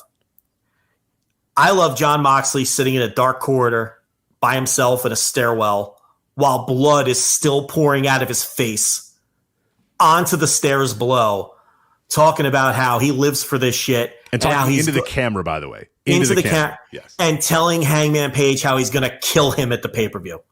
Why that's pro wrestling. And I am a pro wrestling fan. He's not talking in some calculated, taught cadence that Right. everybody on the show talks in. This Sunday at AEW Revolution, Hangman Adam Page in the Texas Death Match. I'm going to defeat you and move on to the next competition. He's spitting and snarling and blood's getting on the camera. He's not a cartoon character, caricature like these Bloodline guys. He's just a guy bleeding out in a dark corridor of a building, saying how much he hates his opponent at the pay-per-view and how much he wants to beat him up and finish him for good. And how not fun wrestling is, too, which I love, too. Yeah. He's like, I hate this shit. You think I like this? You think I like this? I don't, but I need it. You know what I mean? This is all I know. It's like, yes. And this man wants nothing more than for Sunday to come here so he can rip this guy apart and kill him. Yeah, that's what I want. That's what I want out of pro wrestling, because I like pro wrestling. Yeah, Joe, I like it, too. And then let's not leave the Hangman out. I don't think his was as good as Moxley's, but it was very good. I loved how he talked about how, you took away my memories. I can't remember anything anymore because you concussed me. I don't have any feeling in my fingers anymore. You beat up my friends and took away my friend. I don't have anything left. So at the pay-per-view, I don't prefer violence, but I'm going to bring violence and I'm going to finish you off because you took everything away from me. It's pro wrestling, Rich. Two guys who hate each other's guts. And a great pro wrestling story that took place over a course of many months. They've had 3 matches already. And AEW doesn't do that. They don't do a lot of rematches. It's very rare that they do a 3 or 4 match series like this. So it doesn't feel played out or derivative when they do it. But this is match number 4. And the promos were great on this week's TV. And I can't fucking wait for this match. This match and the MJF Bryan Danielson match. I did behind the paywall. I did our old 1 to 10 gimmick. The anticipation levels for each match on the pay-per-view. And I gave both of those matches an 8. I can't wait for those matches. So very much looking forward to the Texas Death. And think about this. Hangman Page never loses these Texas Death matches. He beat Adam Cole. He beat Lance Archer. They're kind of making the Texas Death his thing. It's when you push the Hangman too far. Mm-hmm. The violence will come out of him. Right. And that's kind of what the promo was too. He's in the horse stable or whatever, but you could tell little by little, he's kind of like, you know what? It's going to be pretty fun to come here on Sunday. And and he says, the thing that I don't want to do this, but this is the match. One man's going to enter, one man will die, and one man will live. And I'm going to be the one that lives. Yeah. Fucking great. So, yeah, that's good stuff. And they're establishing this as kind of his match, the Texas Death match. Because he's good. I mean, he's going to win this match. So it's funny because I feel like the two matches I'm looking forward to most, I'm certain who the winners are going to be, but that's okay. Sometimes the obvious finish is just the right one. And Mox and Hangman has to win this match. He just has to. A match that I guess I still have a little debate about the result, and curious what you think. AEW TNT title here, Samoa Joe defending the title against Wardlow. Do you think it's finally time to move it on to Wardlow, or are you enjoying the Joe story that we're getting? Man, I think Joe is so good right now that unless they're going to listen to our advice and split these rosters and he's ROH bound. Exactly what my note says. Is this the way to move Samoa Joe over to Ring of Honor full time? And then you have Powerhouse Hobbs all set to feud with Wardlow, where you can have this be the blow off between Wardlow and Joe, right? It's set up perfectly. Right. So you have to think about that. But Joe's really good right now. That's the problem. Joe is so good. He's so fucking good right now. It's there's a lot of easy. It should be very easy to say, no, Wardlow beats him, Joe goes to Ring of Honor, Joe does whatever, Wardlow, Hobbs, we got it, we're good. But it's not easy because Joe is so good. He's forcing that issue that I would have real trouble deciding up until Sunday what the hell we're going to do with this match. There's a lot of parallels between Joe and Kenta, right? It's like Joe, he's just so good at everything else now, and physically he just isn't what he was. Right. He can't go like he used to, but he's gotten so much better. You do wish that there could have been a better cross-section of this Joe with the body that Samoa Joe had in 2006 or whatever. You know what I mean? And look, he always projected his persona great. I don't want to say that he was just all work rate before. Oh, no. But now he's fucking incredible. He's on another level. But look, 2006 Samoa Joe, I mean, when he came in the room, you're like, that's the baddest motherfucker in the room. He always had, and so did Kenta. That's why I think they're a great parallel, right? Like, Kenta had that quiet charisma his whole career when he was among the best wrestlers on earth. Right. We didn't know that he could talk like this or act like this or because he was always, like you said, the quiet persona, the quiet confidence. Stoic charisma. Right. Yeah. He always exuded this cocky asshole vibe, right? Even though it wasn't with over the top antics or words like he does now. And Joe always had that, that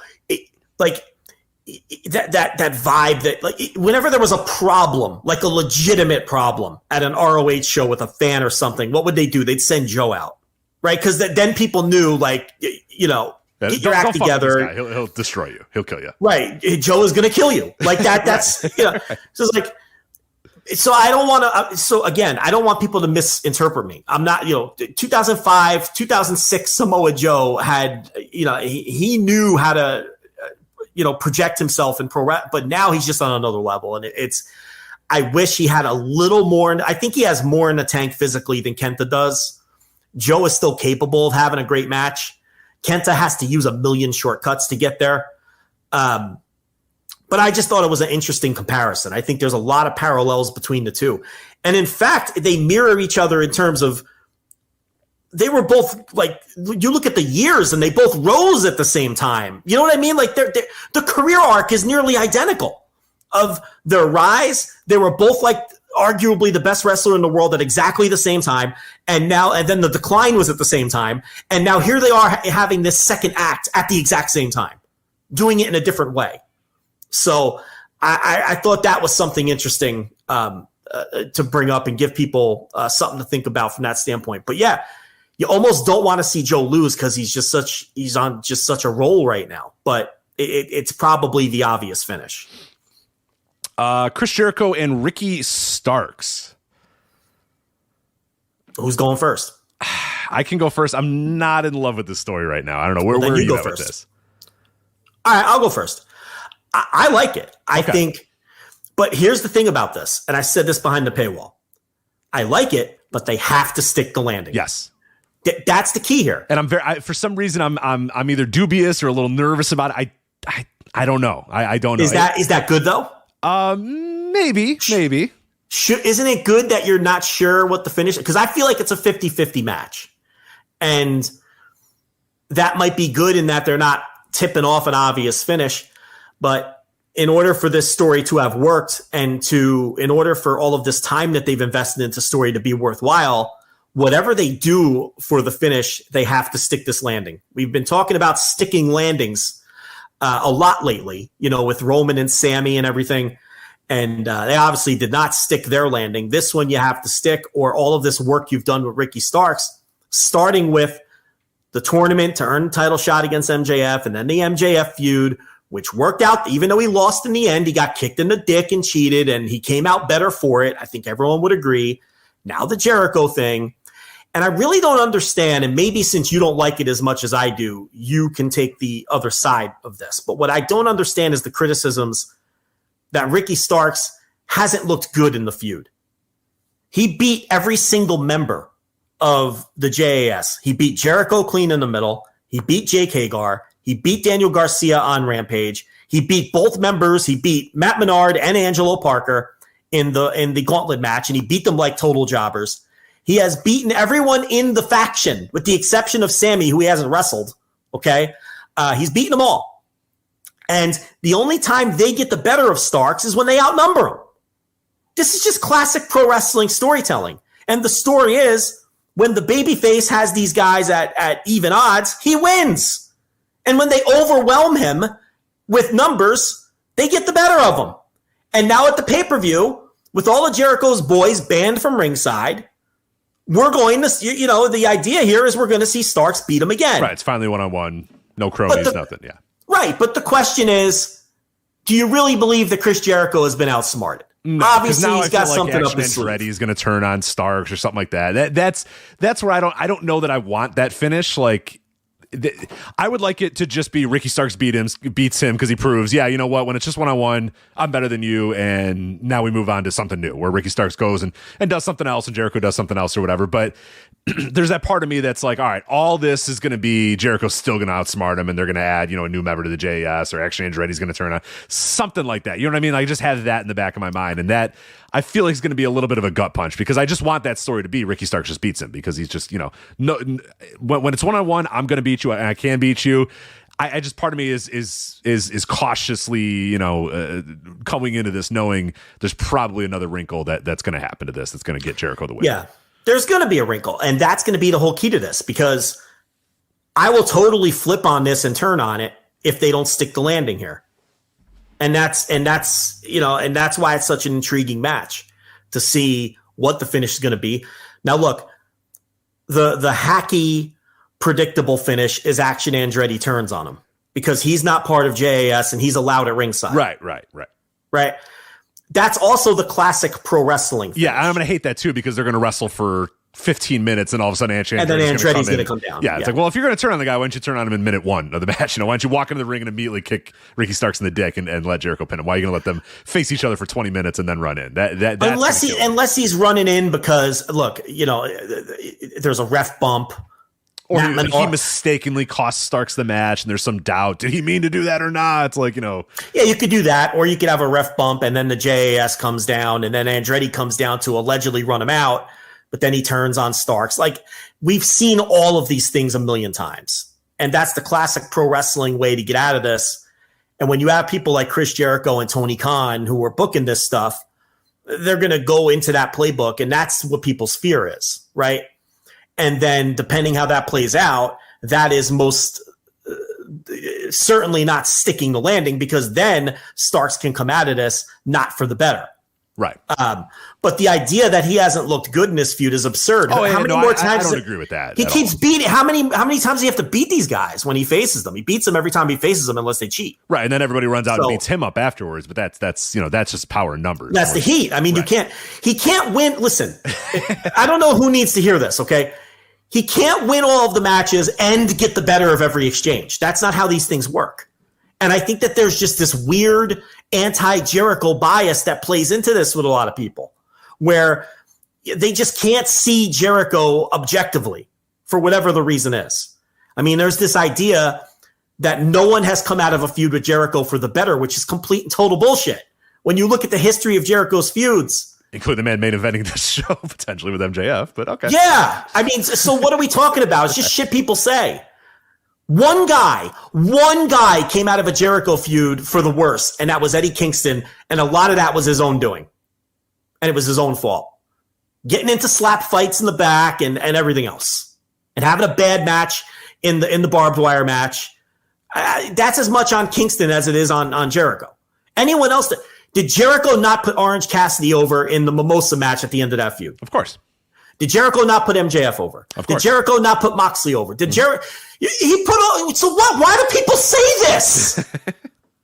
Are people out of their minds? All he does is put people over in the end. People always come out of these Jericho feuds. They move above and beyond Jericho, and Jericho's a mid-carder now. So it's total nonsense when people talk about that. It's just weird.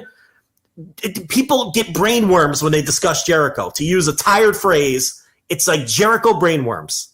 But with all of that said, they need to stick the landing here, or all of the work that they've done in this feud goes right down the toilet. And I think that your fears that they will not stick the landing are justified. Right. We'll see. I have a lot of fears about this one, and I think you do as well. AEW Women's World Championship 3-way match here. Jamie Hayter defending the title against Saraya and Ruby Soho. Yeah, I think that I was with this thing up until about 3 weeks ago. And then I turned on it. It sucks. It's garbage. It's terrible. It's just it's badly booked. The characters involved are tough. They stink. It's Hater's fine, but it feels like the least important part of this feud. Saraya, I'm good. Like if they, I said they give her an. What did I say? Like the first week she was there, I said give her. I said after the Britt Baker match, hand her an envelope and say thank you very much. We'll don't call us, we'll call you. And then she just kind of leaves the company and you don't say anything or you pay her whatever her contract was for or whatever, but you hope you get out. They've pivoted to like dollar store NWO, and I don't know that that's what I would have done. I know you had to turn her heel because the fans just hated her and they don't want to cheer for her, but it's just dragging Toni Storm down. I think it stinks. The Ruby Soho, why is she even in this match? Like, just do Hayter and Saraya. You know what I mean? Like, I know, like, and then just have Hayter beat her. Like, I'm at a loss for what we're doing here exactly. But this is among all the stories. You talk about this AEW stories. This is my least favorite story in the match. I'm least looking forward to on all of Revolution. This is just nothing. There's nothing to it. Yeah, 1 to 10. I gave this one a 1, and I almost went with the 0. Jamie Hayter's good enough that I can't go 0, but 1 is probably where I'm at. I just want to get through this with Hayter as champion so we can move on and get Hayter back into having great matches on TV and pay-per-view and away from whatever this bullshit is. It sucks. Saraya stinks. We talked about it a million times. I think she's a waste of money. It's funny how Khan talked on the media call today about how, Saraya came into the company and he said AEW fans didn't like her promos and what she had to say. And remember, we ripped on that. This is my house bullshit. Mm-hmm. Just completely not understanding what the company was or what the vision is or what's happened around her. Yeah, no idea. Cutting 2015 WWE promos in front of AEW crowds. And he said, and that's kind of what happens. That's the risk you take when you let people use their own words and cut their own promos. And, I don't know if that means he read the room and then took everything in another direction, which is what a good booker will do. Or, Rich, what do you think the odds are that this is like that was the plan? Do you think they were smart enough to understand, hey, look, we can bring you in as a babyface because you're going to get a pop, but then cut these weird promos and then we'll do a double turn because I trust that our fans are going to side with Britt? Or do you think that that's way too galaxy brain to think that they thought all of this out ahead of time? Galaxy brain. I think that no, I don't think so. Would it stun me if they got in there and said, all right, look, they're probably, I don't think so. I really don't. I think that they genuinely thought that people were going to be excited to see Paige return or whatever. I don't know that Paige or Saraya is like aware enough to be like, hey, Tony, here, I got this great idea. She came in completely unprepared, had no idea what was going on around her, had no idea what company she was in, had no idea what. No, I would like to think that this was just some big giant idea and it's like, haha, we've nailed it exactly. But I can't give them that much credit. No, I just think she bombed and they smartly, I will give them all the credit in the world for then immediately going, okay, that didn't work at all. We got to change course immediately. We got to change course right away here. But the pivot is, I get why they're doing the pivot, but it's just like, I don't care. I don't want to see her. She is the most go away heat on the entire show for me. I just want her to go away. It's just go away. Take whatever money that the contract was for. Great. All right. Awesome. Be an ambassador or something. Hell, even if she was a manager, she'd be fine. But I don't even want her on my TV. She comes out and I'm just annoyed. And it's not in all the wrong ways. It is not in a good way. It is not enough heat to make you really care. And then this dollar store NWO thing is just terrible. And you're dragging Tony Storm down with you, which is the more galling part of it all. Is like, why does Tony Storm have to be caught in this vortex here with you? So yeah, we by the way, we said it from day one that we were like, we really didn't want to sign her. We weren't really that interested in and her she's making a lot of money. Yeah, she's making a shit ton of money. And then after that promo, we were like, well, this is not going to go well. And then after that match, I said it at whatever, what was that? Not All Out. That was the pay-per-view. Whatever the pay-per-view was. Yeah. Why can't we not remember anything? Full gear. Yeah. That like the minute that match was over, I would have handed her an envelope and said, you're done. Like, thank you. That was fine. It was okay, but we're out of here. We're good. And move on because I don't see how this is going to get any better than where we're at right now. Yeah, I mean, I just proposed that as sort of a devil's advocate thing, only because it came up on the media call. But yeah, I'd love to think so. I would love to think so, but I don't. No, I agree with you. I think it was just it bombed, and there was a chance for a double turn kind of pivot deal. And it's easy because Hayter was already a babyface. Like Hayter and Britt were like the babyface heel tandem. Like, old school Steen and Generico. One's a heel, one's a babyface. So it was kind of easy. And when the fans sided with Britt, look, the bottom line is this: whether it was by design or not, it was a good pivot to do the double turn. But and this thing started off well, but this feud has just gone in just a horrible direction. It's go away heat from Me Too every time they're on TV, spray painting people and all this other nonsense. I just want to get through this and get it over with and then move on to whatever we're going to move on to. I don't give a shit which side Ruby Riott takes. I could not fucking care less. Yeah, I don't. Every time she comes out, I go, oh yeah, Ruby So's in this match. And we're supposed to be like, what side is she on? And I'm just like, who couldn't care less. Do not fucking care what side she's on. Is she going to side with the ex-WWE wrestlers that spray paint people or the AEW originals? I don't care. Great. Whichever. Flip a coin. Again, Saraya and Tony Storm are now the third act on this show doing the "this company sucks" routine. Yes, I don't like that. Yeah, and you could even throw MJF in there if you want with the whole war. He's obviously told that line before. He's not necessarily doing it right now, but he has told that line before. Well, one of his overarching stories is the War of 24, and I'm out of here. And true, yeah, true. And I don't like Tony Khan. That's not what he's focused on at the moment, but that's not going away. I mean, so you have like 4 acts on this show whose motivation is, I hate the company I work for. I mean, what the fuck are we doing? What are you trying to tell us as viewers? That this promotion stinks? What happened to, this is a great promotion. This is an alternative. This isn't the other place. Now nobody wants to be here. Like, and you're doing it on purpose. Like you're telling that story on purpose story with everybody, and I might even be forgetting a couple, it's, I don't know. So this sucks, and I have no interest in it. And I hope that the fans speak and they shit on this or just ignore it and speak with their reactions about how bad this has been. Yeah. Poorly booked, bad characters, just the whole 9 yards. World. Hey, someone. Oh. I hate to cut you off. Someone makes a good point. What happened to Sheeta? She was involved in this, and now she's just the whole crux of the whole situation was Sheeta. I agree. Where is Sheeta? Because I thought the whole thing with Saraya and Tony was going to be that Sheeta was kind of left out, and they kind of left her in the dust or whatever. I don't know. I don't know. Weird, right? She just disappeared. It would make a lot more sense if Sheeta was in this match than why do I care what side Ruby Soho is it? Well, I guess the idea is Sheeta would be full on team AEW, right? I guess, but and so Ruby is like she came from the other place. Okay. So it's I guess that's the idea. Okay, cool. But Sheeta but Sheeta still is just a ghost. Like she's just gone. Yeah, and she was an integral part of that story for the beginning of it, and now it's just gone. And now it's just gone. Yeah. Well, great. AEW World Trios Championship, The Elite. Yes. Kind of out of nowhere here. We're booking this Elite versus the House of Black match. We've talked about this in the past, that the AEW has said that they like to book things kind of last minute and get those last, the last week buys. Like everybody thinks that we're going to get the full card like 4 weeks in advance, and that's not usually how they do it.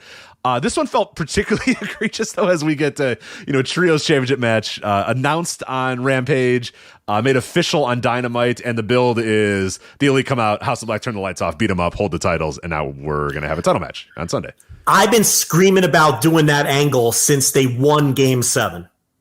If you go back and listen to my audio after Game 7 or whatever it was, my whole thing was I thought that they were going to win Game 7 and the lights were immediately going to go out and they were going to get attacked by House of Black. Right. And there's your next feud. There's your next program. And even if it's not explicitly made, this is going to be the match. At least okay, well, they're setting that up. Yeah, well, I thought the lights were going to go out and they were just going to attack them right then and there. Right. Like it took, and then because, Game 7 was the blow off to the Death Triangle thing. But instead they did the Top Flight feud in between. Right. And I'm not super annoyed by this because I feel like the Elite versus House of Black, it's going to be a great match. And I think the AEW fan knows what the point of this is, right? For these two teams to go in there and fucking kill it on the pay-per-view. And they're going to kill it. Would you like more than 1 or 2 weeks of build? You would. Did the Top Flight feud go on a little too long? Probably. Did we need the extra match on Rampage with the basketballs? We did not. You know what I mean? Like, the feud was over at that point. You could have done the Top Flight feud and started the House of Black feud a couple weeks earlier. You could have done both. So I understand the argument that you started this thing up a little late.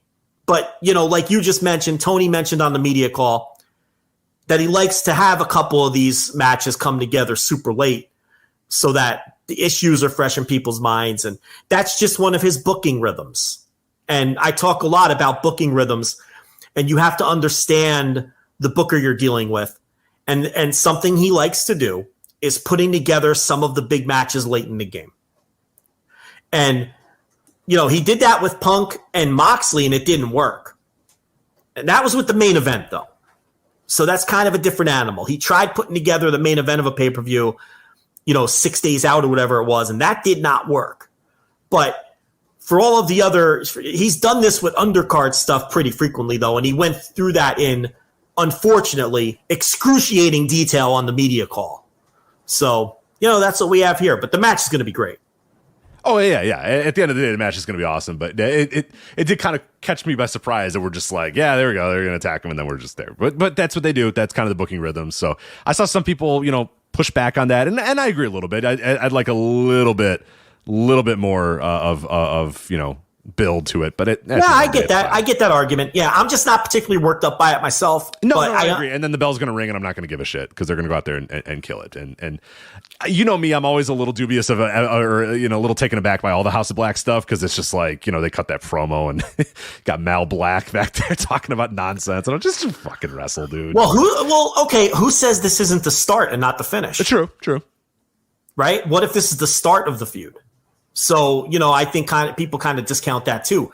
Just because they're having a pay-per-view match doesn't mean that this is the end, that this is going to be a 1 week feud that starts 1 week and ends the next. This could be the start of something a little longer. I will say Sue Williams has a great point in the Noto chat. He says, I'm glad we didn't get more build. Can you imagine the lore between these two teams? Yuck. And you know what? That's a tremendous argument. Tremendous argument. Because Mal Black probably laid out a whole fucking, and then I'm going to capture Matt Jackson and brainwash him. And Tony said, you know what I like to do? The week before the pay-per-view, sometimes I like to announce a big match against get some last minute vibes. I'm going to do that with this match, Mal. So thank you so much for these suggestions. I'm going to put them right here. But that's what we're going to do for your match. But we're going to use some of these ideas later. But thank you again for doing this. Please leave now. So. Yeah, that's some good thinking there. Yeah, Kenny Omega and Malachi Black, stroking their chins, thinking of the most dumb things they could possibly do. I've got an absolute deluge out here, a massive thunderstorm. Can you hear any of this? Or no? I cannot. Okay, all right, well, good. We got a lot of weather, hitting the country right now. So, well, I got like hail hitting up against my window. I'm sitting next to, so can't hear it. So that's okay. So, well, just letting you know, and if I get knocked off of the feed here, then you know why. All right, so there you go. And then the last match here, no holds barred, Christian Cage versus Jungle Boy Jack Perry. And my God, what a promo from Christian Cage this week. Holy shit, was that great. Yeah, he's great. And that's why I say, like, look, Jack Perry eventually is going to have to win this feud. It might be this weekend. It might be at another point in time. But he's going to have to beat Christian with the Concerto, because that's the story they've been telling all along. You remember that, tag match where Christian wanted Jack Perry to do the Concerto to his opponent and he wouldn't do it. Which company was this in though, Joe? The one that doesn't ever tell stories, Rich. The AEW? This story is from AEW, you sure? It's been going on for like a year and a half. Yeah, this story. Yeah. The story for the company that doesn't tell stories. Okay, carry on. I assume that was from a different company because this company doesn't tell stories, but go on. Yeah, so the Concerto thing is how this thing is going to happen. They don't even know. They don't know 3 acts. They don't know the first act, the second act, and the third act. So, a little sidetrack. Fucking Bischoff. Today, he this fucking grifting piece of garbage. Today. Oh, I saw he had like a bonus show to talk about them getting 800,000 total viewers. That's what I was going to bring up. Yeah, today he does a show with Alba, and the big hook of the show is, Dynamite's ratings tanked this week by over 200,000 viewers. Eric will tell you why. And it's like he would know. Well, yeah, no, but like it has a lot of expertise on tanking your ratings, then Eric would be the guy to talk to. So no, but it's like that Eric Bischoff and that podcast play to the dumbest fans because everyone knows why. There was no NBA last week, and that's why the number was up, and the NBA came back this week. Okay, the podcast is over in 40 seconds. Thanks, Eric. Right? But no, he's going to go into some long-winded, convoluted... They don't know how to tell 3-act stories. And when the reason the rating went down, which we all knew it would, last week when we saw the million, when we saw the number go up, everyone who really understands this stuff said the same thing. Next week, it's going to go back down. Last night when I recorded the Dynamite review 15 hours early, right? Because of the media call, I did the Dynamite review early. I told everybody, listen, the ratings are going to come in and they're going to be way down. They're going to be right back where they were before because last week there was no NBA. This fucking guy does a podcast today and people fall for it. People fucking fall for it. Do you know who has the worst mentions on Twitter? Brandon Thurston.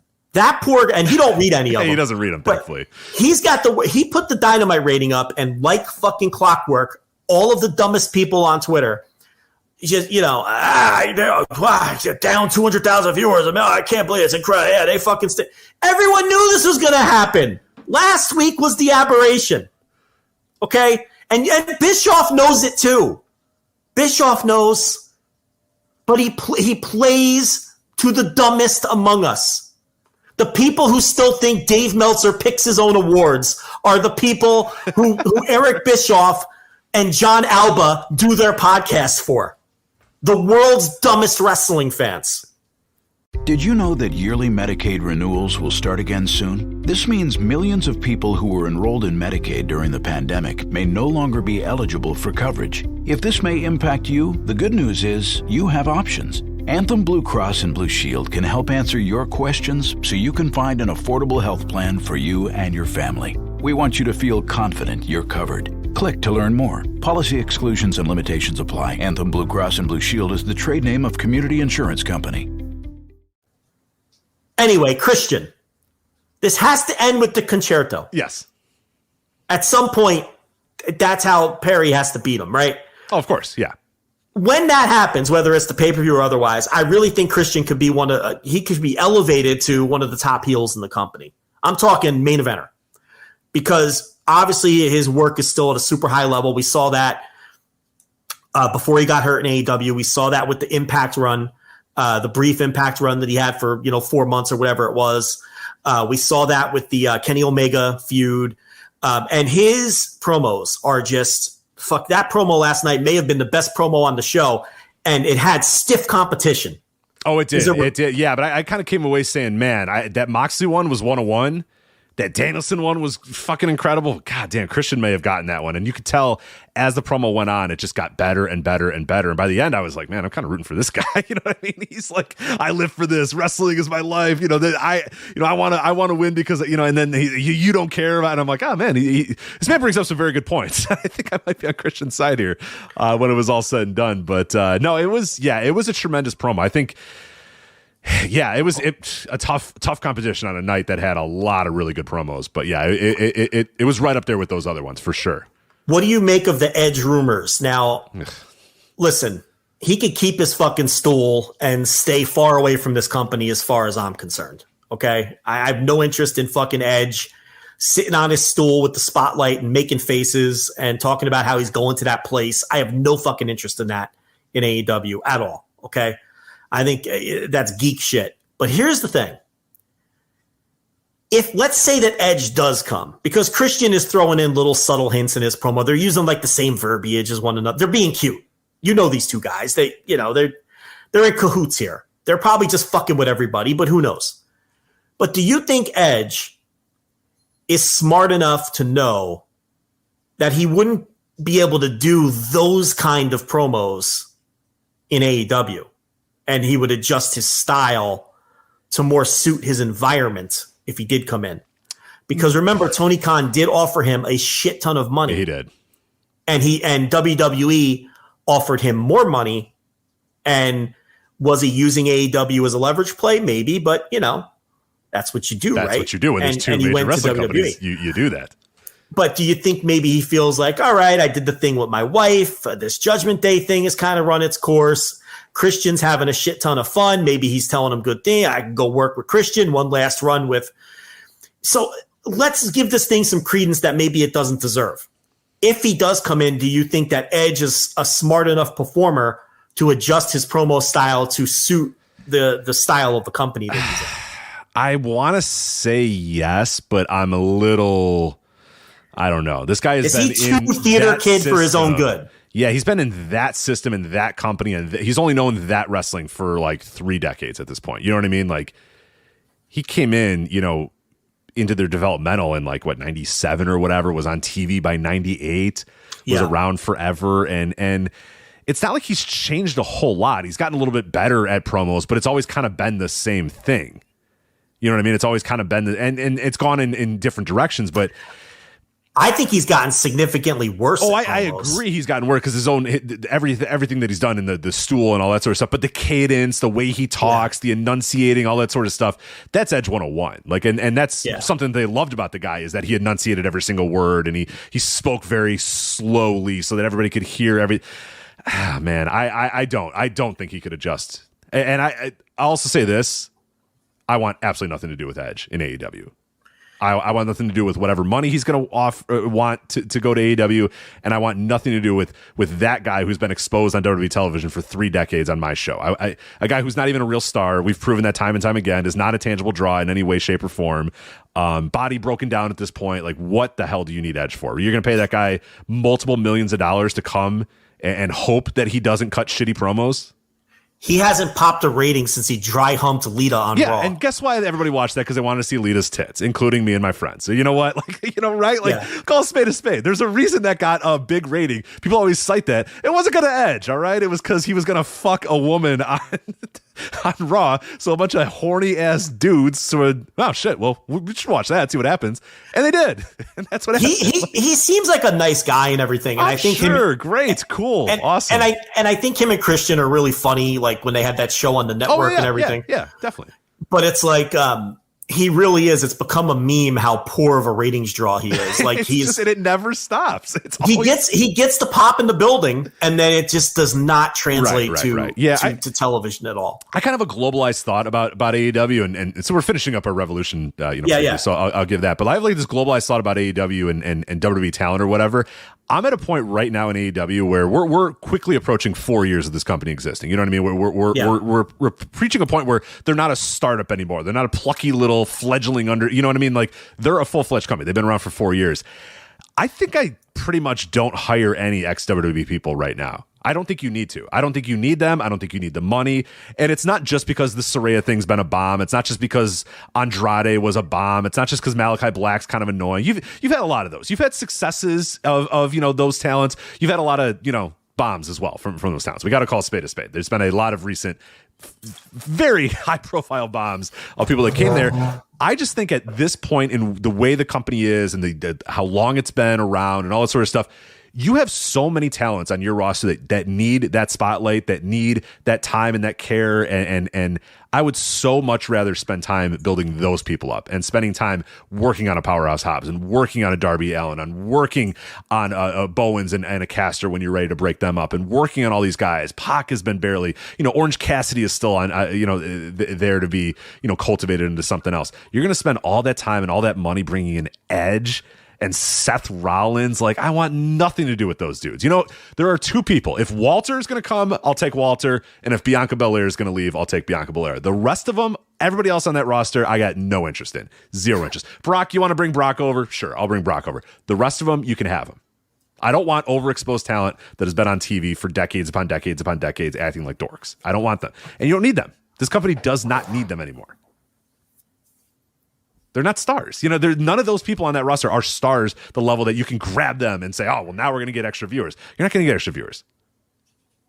You're just not. So it's, and especially Edge. Edge is not going to give you any extra viewers. And the guy's been around for 3 decades. Seth Rollins is not going to give you any extra viewers, and he's been around for a decade or whatever. I'm good. I don't want any of those guys. I don't want their attitudes. I don't want their contract dollar figures.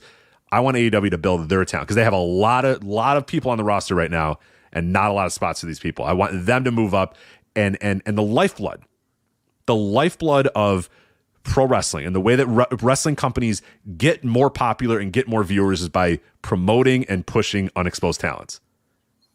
And I want to put Seth Rollins. I'm going to pay Seth Rollins $2 million to be on my television. No, get the fuck out of here. I think that, these are talents that are getting 7 figures. Edge, like we just talked about, isn't the reported figure $5 million a year? I think it was $5 million. Yeah, and again, is that true or not? It's probably close. I mean, let's be honest. Is it $5 million? Yeah, it's not 500,000. I'll tell you that. It's definitely he's making 7 figures. Yeah, it's multiple millions for sure. And to your point, wouldn't that money be better invested to keep Ricky Starks when his contract comes up, or to keep all the people using Powerhouse Hobbs or. I'm just whoever pops into my head here, to keep these people when their contracts come due now that, these guys all have television exposure now and have been presented at a different level and they can offer their services to the other side. And you might have to get in a bit of a bidding war to keep some of these people. And wouldn't you rather have that part of the budget allocated to keeping the stars that you have cultivated and built and invested television time in? Rather than, like you're saying, bringing in another Saraya, I don't know if any of these people would bomb it to the extent that she is bombed. I want to preface that I'm not entirely scared off by everybody because of Saraya, but Saraya is a great example of this is when it can all go wrong. From the day she entered this, she had no fucking idea what the ethos of the company was, what company she was getting into, what the idea is, what the vision is. She had no earthly idea, wasn't keeping up with the product, didn't respect it. It's a respect thing too. Andrade never respected that company either and thought he would be able to just bounce and do whatever the fuck he wanted to do and do, there's a lot of guys that I just don't think respect where that company is. I warned people about Andrade. I would listen. Don't blame me for him. No. Don't blame me for that guy. And he wasn't as big a star as people thought he was either. Yeah, so that's my thing is like every time somebody comes due, it's like, oh, well, AEW should grab it. Do you really want the show to be filled with a bunch of fucking people that have been on TV for the last 15 years constantly? I don't want that. Can I pitch you one that you shot down? Can I make you one pitch? I think there's money in Jon Moxley versus Tyler Black. Would that be taking food off people's table, though? Well, I'm asking you. Okay. Well, I'm just saying because that fucking dork said that, he was taking. He did. Yeah. He did, but he's a fucking geek. No, fuck it. I know, but we have come to find out later that his kind of rah-rah routine is him just trying to be a locker room leader, and it's a put on. Well, he can continue to lead that locker room. I'm good. No. A lot of people do that for their, home team. Like, I mean, Cody who was a bigger cheerleader than Cody, and now he wants to win the title. His daddy never won. These guys are all workers, Rich. You know that. Oh, I know. So it's like, I think there's money in that one. I do. I think there's money in Freakin' versus Moxley. I think that one. But I agree with your general point, though, that it might be time. Now, listen, I'm going to circle it back to what we opened up the show with, okay? And I'm going to hammer this home. And people on our Discord hate my guts for this, and I got into some nasty fights with people over it. That's the other funny thing. People think, the Joe Land's a safe space. They all fucking hate me in the Discord. Everybody dislikes me, yeah. I get more arguments than that. No, everyone fights with me. Listen, I think that's another reason why you need to have two separate and distinct AEW and Ring of Honor rosters. If you keep those two rosters, and people have talked about this for decades now with the roster split in WWE. If you dedicate yourself to it and you do it right, you have now created two distinct promotions, and now you can have artificial jumps back and forth to keep both places hot when they need a boost. Okay? Because if AEW and ROH have had their own distinct rosters for 3 years and there's been no crossover or anything, what does that allow you to do? It allows you to, all right, this guy's gotten a little stale in ROH. We're going to have him pop up on Dynamite this week as a big surprise and attack somebody. Or ROH could use a boost here for the summer. This guy's a little stale in AEW. We're going to move that guy over to ROH. He's an ROH wrestler now. That's the kind of shit that splitting these rosters and being committed to it affords you to do. Let alone, if you do it long enough, 3 years from now, you can do like a super card pay-per-view, ROH versus AEW. What would that be worth today, Rich? Nothing. No, zero. Yeah. It would draw $0 if you tried that today because it's all the same fucking people. Yeah, but if you keep them versus Cesaro, okay, yeah, here we go. I mean, shit. If you learn anything from if Tony Khan, who's a student of history, has learned anything from history, he can just look at the years and years of failure of the brand split and all of that money that's been left on the table because they can never fucking commit to it. And he has a chance to do it and do it right. And then 3, 4, 5 years from now, it pays massive dividends. Once you've built up ROH and they have their own stars. And then fans start talking. Oh, shit, what would happen if this guy from AEW ever wrestled this guy from ROH? Because they've never been in the same promotion before. But if you keep mixing and matching these guys, you can never get that. And you leave all that money on the table. And what you're saying, you don't need to just constantly steal people from WWE to get that boost and that pop, and then you have a roster full of their former stars because you have your own two promotions you can do that with. So that's even more reason to split these rosters as soon as is humanly possible when business allows you to, and keep them apart and commit to it. Commit to it. No special guest stars. No fucking nothing. No, you keep them apart. You're Samoa Joe. You're an ROH wrestler now. That is where you live. That is where you work. John Moxley, you are an AEW wrestler. No more Willow Nightingale, you work for ROH now.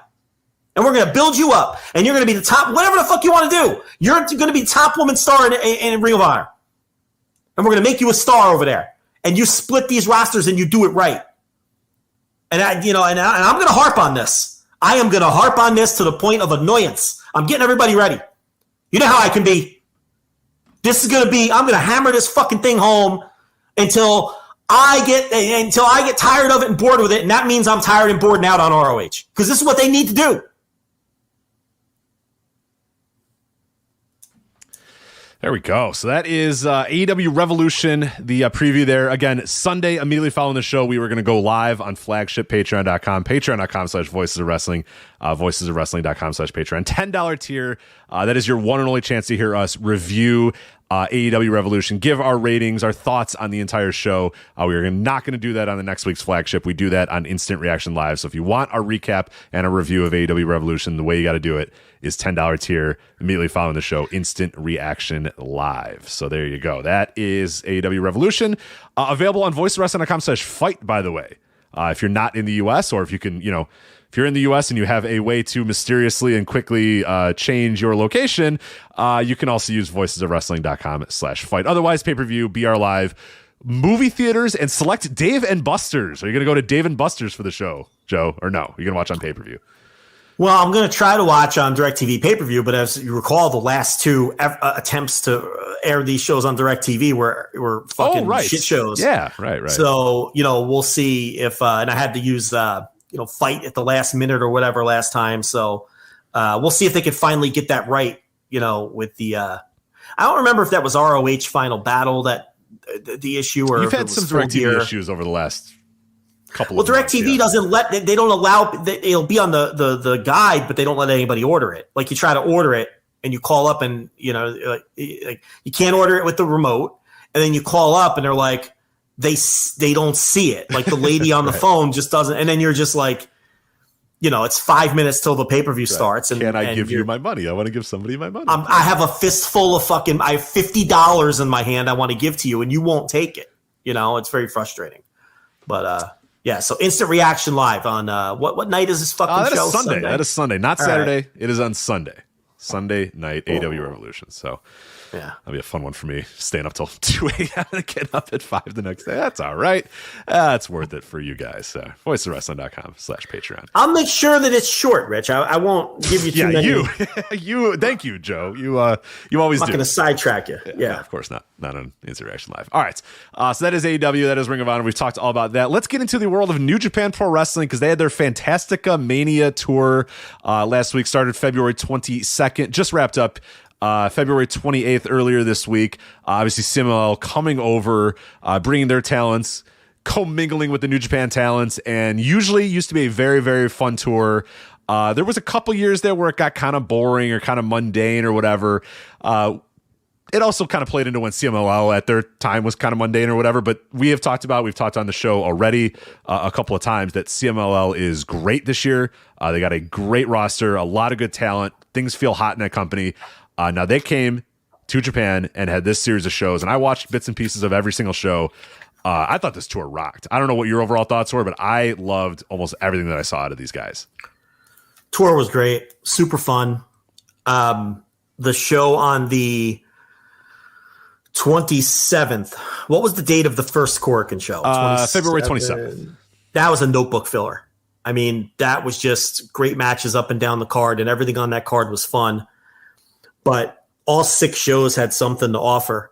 The way that I consume Fantasticamania is I watch the entire opening night, which usually won't have a lot of, just a bunch of tag team matches and stuff. But I like to get a feel for everybody that's on the tour. So I'll watch the whole opening night, and then the next couple of nights before they hit the bigger cities, I'll just watch the top stuff, right?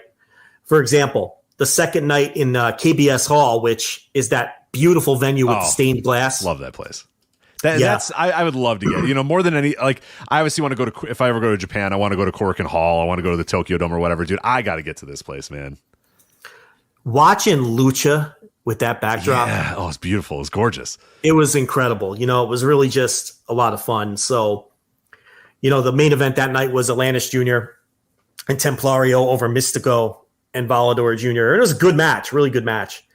I watched the 6-man tag semi as well. I think I watched the top 3 on that show, but then the tour moved on to Osaka, and that's really when it started to pick up, because they started the little mini 4-team interfaction tag team tournament deal. So that kicked off in Osaka, and those 2 tournament matches were really good matches. And then the little mini tournament wrapped up in Chiba on the 26th. I want to say the 26th. Now that show, the show on the 26th, had the 6-man tag with Dookie, Templario, and Hechicero against Despi, Mystico, and Soberano Jr., which a lot of... Yeah, that's probably my favorite match of the entire tour. I was just going to say, you're not alone, because a lot of people think that that's the best match of the entire tour. And that was easy notebook material for that one. So if people don't have time to go back and watch 6 shows, I would start with Chiba and start with that 6-man tag. And I got to tell you, I really liked the main event on that show too, with the tournament final with Atlantis Jr. and Ultimo Guerrero over Bushi and Teton. I thought that was a low-level notebook match too. So, and then the third place match was pretty good. I don't think it was as good as the final, but so the top 3 in Chiba were very good. And then we hit Corrigan Hall for the last 2. And like I said, the show on the 27th is a must-see show. Right, top to bottom. Just hit play and watch. Yeah, hit play and watch. If you're looking for one show of Fantasticamania, February 27th, hit play, watch, enjoy it. The whole show is just a shit ton of fun. I had 4 notebook matches out of like the 7 matches on the show. And even the stuff that wasn't quite at that level, I thought was like the Master Wato and Tiger Mask. That was exactly the match that I was going to say. It was like a 4-minute match that, just kind of whatever. It's just an undercard, but everybody was great. It was just a really, really fun match. Yeah. And it was, they beat El Hijo del Villano 3, not to be confused with Villano 3 Jr., right? Because that's the AAA guy. That's right. This is because remember Villano 3, not Villano 3 Jr., not the other son of Villano 3. Right. Like, because the AAA guy is the guy who had that great mask match against who the hell a couple of years ago. It was like a legit match of the year contender. Do you remember that? Oh, man, I'll remember it. Yeah, give me a minute. I'll try to remember it. But yeah, see if you could pull up who the opponent was. It was I don't remember that match. That match was awesome. Yeah. But anyway, this match here, a little 4-minute match, and he teamed with Gato of all people. Talk about a Fire Pro team. But it was so much fun because the baby faces win, and then Tiger Mask and El Hijo del Villano 3 get in this brawl after the match because they're having a singles match the next night. So they get in this post-match, fucking fight to set up the match. And then they had a cool little match the next night, which I thought was super fun, where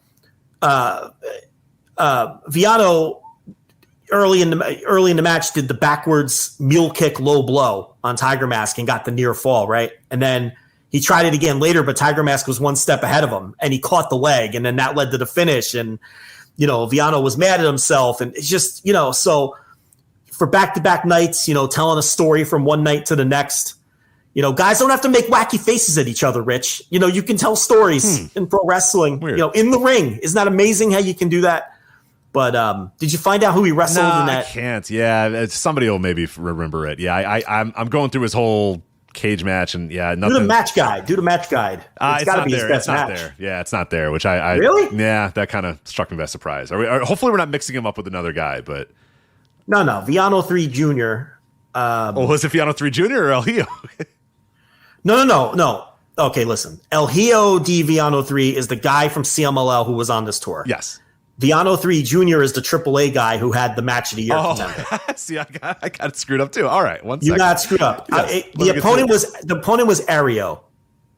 Oh, Ario. Okay, yeah. All right. Or Areo, however you pronounce that. Yes. That match fucking rocked. That was right before the pandemic. I forget if they were running an empty. I don't think they were running an empty arena yet, but that was March 1st, 2020. Yeah, you probably looked up the CMLL guy. I did, yes. And are they even? Yeah, they're brothers. Or someone would have some real serious stolen valor here if one of them if they weren't brothers. But they wear like the same gear too. So it's very difficult, to tell the difference between. They wear their father's outfit and everything and mask and all that shit. But no. So anyway, the 27th. Yeah. So I thought that the Teton Soberano Jr. match, that was just fantastic. They do the deal where with the leg injury down the stretch and everything when he came off the top. And to me, that was the best match on the tour. I went 4.5 on that Soberano, one. I loved him on this tour. He was really good. Impressive. He's been one of the best wrestlers in the world this year. Yeah, and I've always thought he was pretty good, but man, everything I've seen of him this year, I'm like, holy shit, this dude's like great. Like you said, he's one of the best wrestlers in the world right now. Yeah, you can't miss him. Yeah. Volador Jr. versus Templario, I thought. Look, there's a limit. There's like a cap on Volador Jr. Like he can't cross 4 1/4 because there's just something about him where but again, they had an excellent semi. I went 4 1/4 on that. And the match that I thought was the sleeper match on this night was Ultimo Guerrero versus Capitan Suicida. I'm gonna pitch something to you here. Yeah, what do you got? In terms of wrestlers, all time in Korakuen Hall, is Ultimo Guerrero like in the top 10 most over wrestlers in Korakuen Hall? They love him there. They love him there. Yeah, that's a serious question. Like he might be. Yeah, he's there. Yeah, it's certainly a conversation to be every had. Tour. Yeah, it is every tour. Yeah, there's a few guys that they clearly love. And yeah, Ultimo Guerrero is of the guys that come in far and away the most popular guy in Korakuen Hall. Rich, he does that raise the roof gimmick, and they all fucking do it. The roof gets raised. The roof of Korakuen Hall gets raised. For sure. By the way, the crowds rock. Japanese crowds are so much better than American crowds. They're so much better than any other crowds because this tour comes in and they play by all the rules. They know what the lucha rules are. They're all wearing, Mexico shirts and wearing lucha masks or whatever. They bring their vuvuzelas or whatever. They just rule, man. They're the best. You couldn't, if you had this tour in America, it'd be a bunch of fucking dorks like me in a black, wrestling t-shirt, booing and cheering and you know what I mean? Like we wouldn't play it up. Gringo Locos, the world on lucha is not going to have this crowd. You know what I mean? Like I've been to shows that have very heavy lucha influence and it's just the same guys doing the same thing. No, this crowd says, nope, this is CMLL. We must respect Lucha Libre and do the way that they cheer and the way that they do and the noises they make and the masks that they wear. They just go all out. And I love watching these shows, especially in Korakuen Hall. They play into it. The crowd plays into it. And I love that. It just makes it so much better when you watch. Hechicero was great on this tour in all of his tags. He was outstanding. Man. Yeah, I love Hechicero. Yeah, he's so good. He's built like a brick shit house. He's so big. Like, how tall is he? Because he looks like he's one of those guys that I'm sure he's not that tall, but he looks really tall and strong, even though I think he's strong. Now, no doubt that man is strong and well built. But yeah, he looks like he's like 6'4", 255, but I'm sure he's not quite there. But he's built like a boulder, and he obviously is an excellent grappler. He's probably like 5'10" too, right? Like he's like 5'9", 5'10", but he probably looks shorter. Yeah, he probably is shorter. But yeah, man, he just projects like, God, that guy's just a fucking monster.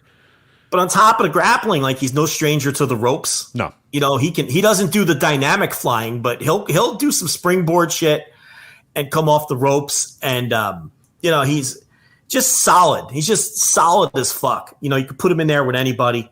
And he had the singles match on the final night with Soberano that I thought was really good. And Mystico had the main event on the final night against Atlantis Jr. That wasn't great, but it was, it was fun and it was good. The final night wasn't as good as the 27th, but, it was just as fun. I really adore that Tiger Mask El Hijo de Villano 3 match on the final. That's just pro wrestling to me. They plant the seeds the night before, and then they just tell you a fucking story in the ring with their physical movements and the way that they build the match, and it was just so much fun. It may have been my favorite match on the tour from that standpoint. Not the best match, but my favorite match on the tour.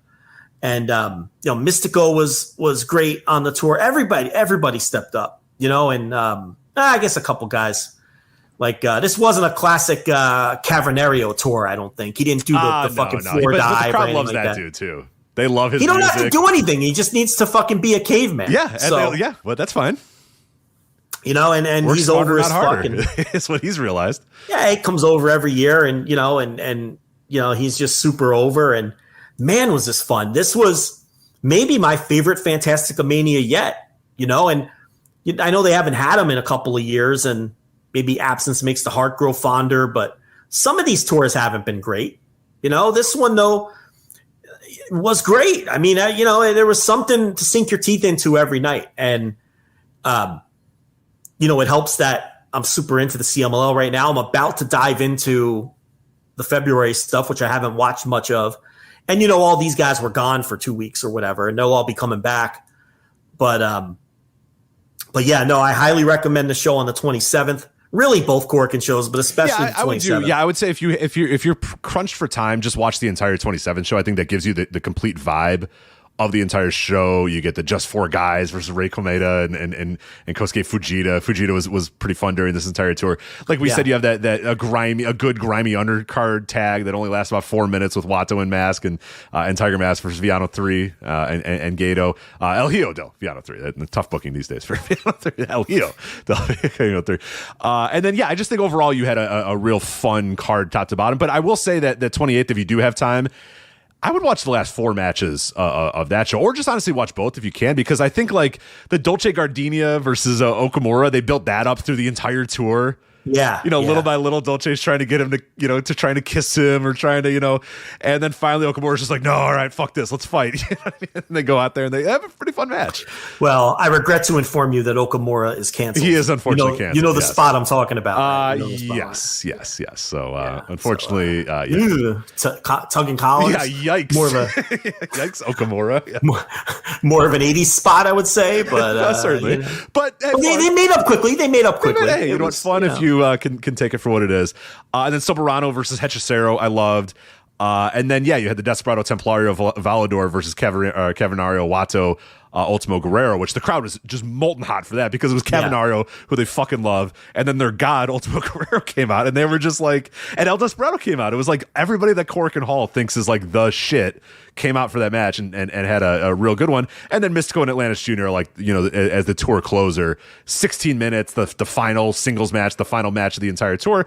And that wasn't like a spectacular match. I think there was a bunch of ones that were better, but the crowd was into it. They knew that this was it, that this was the tour ender. So, they got into it and enjoyed it. And that's not to say it wasn't a good match. It was still pretty solid. But I'd say if you have a chance to watch both those shows, I would. But definitely just hit play on the February 27th show and just take it all in, because that's going to give you the entire feel of a Fantasticamania.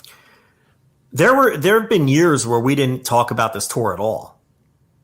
There was years where we loved it, and then there was, I forget what it was, maybe 18 or something like that just kind of stunk. And I remember being like, man, what happened to Fantasticamania? This used to be like one of my favorite things. Maybe it's good that it did go away for a little bit. It's obviously not good, the circumstances that caused it to go away, but maybe it was a good idea to go away for a little bit and now come back here and just feel red hot again, because they used to be really, really good. And they did start to kind of tail off a bit there. So maybe not every year. Maybe it's better to kind of wait a year or two to do this thing. But it also helps that CMLL's roster is like really fucking great right now.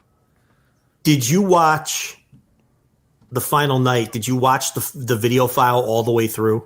I saw the little bit of celebration, but then I had to go, so I did cut it off there, because like Mystical brought everybody in the ring, and then I was just like, all right, I don't know what's going to happen here, but I'm going to leave. So they pose for the pictures and they do the whole. But then after that, our boy Mystico has done it again, Rich. Man. Did he stay in the ring did he leave the ring yet? Is he still there? He still might be in Korakuen Hall shaking hands. That man loves adulation loves something as much as Mystico likes adulation from crowds. He was literally shaking hands and kissing. He kissed the literal babies in the building. He was he would not leave. Like long after everybody else had hit the bricks, he's out there and they're like restarting the music. You know the song. They have to like restart the fucking music. That one year he never left the ring, and we were all laughing and joking about it. That was this J Cup or something. Yeah, remember? It was like, get out of the ring. It wasn't even the end of the show. No, it was in the middle of the show, and because they couldn't cut away, so it was like dun, dun, dun, dun, dun, dun, dun, dun, dun, dun, and he's in the crowd doing like the double kisses to the that was that J Cup that Taichi ruined, I think. Yes, and he's on the top rope just going mwah, mwah, just soaking it all in, and dun, dun, dun, dun, dun. It's like we got to make sure that's the same guy. Go, bro. Let's go. Let's get out of here. So. Is that the same? Is that this Mystico that did that? We have to look that up. I think it was, because I think he was. What was he, Mystices at that time or whatever? Was it a Mystices deal? I think so. Yeah, I don't know if he was Mystico. But it was this guy. There's no mistaking. It was this guy. Yeah. And he just would not fucking leave Korakuen Hall, and the fans are still like the clap to the song. They're like, right. And he's not leaving, and. He went up to like a woman in a wheelchair. Like I'm telling you, He personally greeted every person in that building and was the last guy. And then he got back in the ring. Like, he slid the title back in the ring, and he got back in the ring and raised his hands again, and then he's kissing the mat. And then finally, I believe he was a started Caristico at that time. But the same it man. It was one of the Knights of the J Cup. Yeah, I'm almost positive. Yeah, same guy, though. Like, the original Mystico. Yes. Yeah, so he has done it again. The man would not leave the ring, and I couldn't take my eyes off it. Like, and you can't leave. Like, you're like, well, he's gonna leave. Like, and then you have like a weird sunk cost thing where you're like, well, I've been watching this for 5 minutes already. Like, well, I want to stick with it. I want to see how long he was gonna wait this out. Like, so I had the remote in my hand, but I'm like, no, I gotta, I gotta see how long that he's in there. So he did it again. This man loves soaking it in. He didn't want to. He didn't want to leave. Great stuff though. So much fun. Can't recommend it enough. And that's the Fantasticamania tour. All right, so let's get right into this New Japan Cup here, which is starting on Sunday, March 5th. So this Sunday, New Japan Cup kicks off. And it is not that last year we had this like 100-man field or whatever the hell it was. We're not doing that this year. We're keeping it nice and simple here with just a normal classic New Japan Cup here. Again, starting March 5th, running through March 21st. Opening round matchups, you have Sonata and Taichi. The winner will face Kenta, who got a bye into the second round. You have Tetsuya Naito and El Phantasmo, another first round matchup. That one sounds pretty fun. They will face Chase Owens, who got a bye to get to the second round. Ren Narita and Evil will face Jeff Cobb. The winner of that will face Jeff Cobb, who got a bye into the second round. I'd love to know who the tournament committee here is that makes these fucking brackets. Yeah, I don't know. Some of these automatic bids into the second round, I'm not too sure about.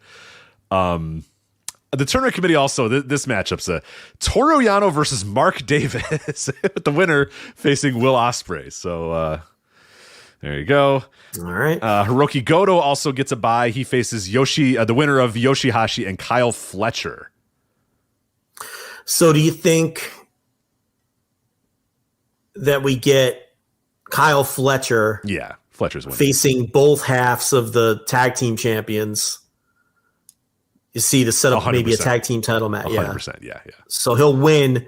He'll win one match for sure, and then maybe. I mean, he has to win both though in order to get the title shot though, right? Because it's like, isn't it kind of a geek thing? Like if he then loses to Goto, and then Mark Davis like loses to Toru Yano, like what? How does that earn a title shot? Right. So he has to beat both guys if that's what they're doing. And why put him up against both of them if he's not going to? Right, I think he will. And then, he could just lose in the quarterfinals or whatever. That's fine. And they like Fletcher better because that's Tanahashi's guy. Yeah. Shingo and Hanare will battle in the first round. They'll face Tama Tonga in the second round, who received a bye. David Finlay, fresh off his new energy, the new energy of one David Finlay, will face off against Tomohiro Ishii. Which, by the way, we left that out of our Battle in the Valley review because we always leave out angles. We never talk about the angles on these shows. We always forget about the angles. I forget to put them in my notes or whatever. Yeah. But yeah, sorry. That was good. But good angle. I thought it was really good. Like you think you're going to get Jay White doing this goodbye or whatever, and then he comes in and hits him with the shillelagh in the back of the head. And I thought Finley's promo was excellent.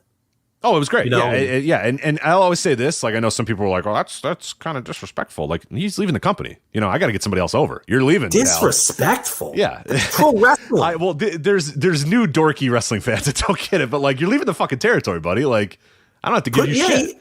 And he's putting his boy over, right? Exactly. Like on the way out. That's how you do it. That's how you create new stars, not having Jay White stand in the middle of the ring while people go, "Thank you, Jay." That does nothing. You know what I mean? Like that's not how it's disrespect. Is that a real take? I saw it. Jay White probably begged to do that. Yes, because he's a worker and he gets it. But these people are my friends, Joe. So I don't like when they get treated poorly, even though it's a work. It's a work. It's a work. You got to remind people a lot. And now Finlay has all this juice coming off of the angle. Yes. That's fucking Pro Wrestling 101. When guys would leave territories, they'd fucking lose for weeks on the way. Guys would give notice. Stars. And then job for a month before they went to the next territory. They'd get beat like a drum all over the place. And in a lot of cases in those days, the commentators would bury them on the way out. Right. Like they'd bury the guy, and the wrestlers understood that that's the right way to do business. I'm leaving the territory, so yeah, do whatever you're going to do to me. Like, I'll finish up my dates, but yeah, do whatever you want. Yeah, I'm giving my notice. I'm doing, and I'm and pin instead me, of putting pay guys me. on ice, even if you were pissed at them, even if you said "fuck you," I can't believe you're leaving us. They would say, "All right, well, let's make the most of this. You're going to lose to this guy and this guy and this guy. These are guys I'm going to build up in the future. So here's what your new plan is. You're going to lose to this guy." Just the way you do it. Ric Flair versus Mr. Perfect on Raw, right? I mean, you do a job on the way out. You lose. And, Bobby Heenan, when Gorilla Monsoon threw him out of the building on Raw on his last night, remember? Yeah, oh yeah. Like, they didn't honor Bobby Heenan. They fucking they threw him out of the building. And Heenan wouldn't have it any other way. No, yeah. They literally kicked his ass out of the building. They grabbed him and gave him a swift kick to the butt and sent him on packing to the World Championship Wrestling. So They ended the fucking Monsoon Heenan storyline. They fucking wrapped it up. He finally got the better of Bobby. Threw him out of the building. As the Swink in the No-Dope chat room says, probably the same dopes that thought Eddie Kingston really quit. So that's disrespectful to Jay White. I can't believe that's a real. Unbelievable. Anyway, who's Finley facing in this tournament? Ishii. He's probably going to win. He probably should win. Then he's going to face Okan. I don't know if he's going to win against Okan, but he probably should. Coin flip. Yeah. And then Shota Umino, and Yujiro Takahashi will face off in the first round. Then they will face Zack Sabre Jr. So not a whole lot of exciting first round matchups. Not a ton of exciting second round matchups that I can see. But that's usually the New Japan Cup. The New Japan Cup really gets going quarterfinals, semifinals, and the finals. So yeah, a lot of that'll rock. And then we'll set up a title challenger. I'm averse to predictions when it comes to these kind of things anyway, but I haven't even looked at it close enough to really who is getting the chatter as the favorite to come out of this thing. I don't think I've seen that exactly either. I think a lot of people are pretty open. I mean, Will Ospreay obviously is somebody that if you want to kind of reignite him and get him going again, he makes sense. Tama Tonga, I guess, if you're really trying to play up the post Jay White thing. I like the idea of El Phantasmo. What do you think about that? Not necessarily winning the whole thing, but maybe getting to that final. Well, yeah, he's clearly being moved up because he's the new, potentially the new Bullet Club guy. So yeah, he beats Naito in the first round with a pretty big upset. That'd be cool. Beats Chase Owens. That's easy. You can do that. And then, beats one of, Sonata or Kenta or whatever in the quarterfinals. And yeah, he's got a pretty clean path until he's got to face Will Ospreay in the semifinals. And that kind of makes sense. Like that's a good story. Those guys have told really good stories. Got a history. They have a history. That would be really cool. That's how I would book it personally, because that's where I think El Phantasmo. They didn't do what they did with El Phantasmo on those, the final shows, the shows from the New Beginning or whatever. Yeah. If there wasn't a plan for him to go, he's not going to lose to Naito in the first round, I don't think. I mean, maybe he will. Yeah. Maybe he will. That's not how I would book it. I think that's pretty dumb considering what you did. So I would get him to the semifinals against Will, and then from there you can decide, okay, Will, we're going to heat him up for an IWGP thing. But I think Phantasmo does get something by getting to that semifinal, though. And hell, if you want to get crazy, you can go to the final. You can win this thing. Who cares? It's the New Japan Cup. Well, I mean, you're going to get a title shot, so you got to make sure it's someone who could. Yeah, I mean, what better way to say we believe in this guy than? No, I agree. Look, we've talked about this before. From the moment Phantasmo came in the company, you could tell that they liked him and he was on a path. And he's been on the same trajectory that a lot of these guys have been on, particularly in the Bullet Club. He was so protected as a junior. He won the Super J Cup in Seattle or wherever it was. And he only lost to the tippy top guys when he was a junior. And, then they moved him up and, he's had these great series of matches with Will Ospreay and now he's a heavyweight, and he's always been booked with respect because they've always had designs on this could be a guy with a long-term, arc here where we can make him a heavyweight star eventually. And we're right there in the formative stages of that. So yeah, I can see him making a big run here as the next step to that, which might surprise a lot of people, but it was we've been talking about this for years. It's very easy to see that if you know anything about the way that Gato does his booking, all of the fingerprints were all over this in terms of this guy eventually getting elevated. Oh, it's following a lot of the protected. beats that the Kenny Omega thing was too. We were screaming about all those years ago as well. I mean, it's obviously, and I'm not suggesting he's going to be a biggest star. No, and I was going to clarify that one guy was like an absolute no doubter, one of the biggest stars in the world of wrestling, and was going to be one of the biggest stars in the world of wrestling. And the other guy's El Phantasmo, but they have been doing some of the similar beats with Phantasmo and Omega, and they just clearly value the guy and think he's an important part of the company. So yeah, I would not be shocked to see him make a miracle run there to the semifinals or the finals. And then on the bottom half of the bracket, man, I don't know. I guess if you want to get back with Shingo and fire him up again, I guess you can do another Shingo Will final if you want to restoke those flames. Zack Sabre Jr. obviously, Shingo's got history with Phantasmo. True. You can do Phantasmo and Shingo. That'd be cool.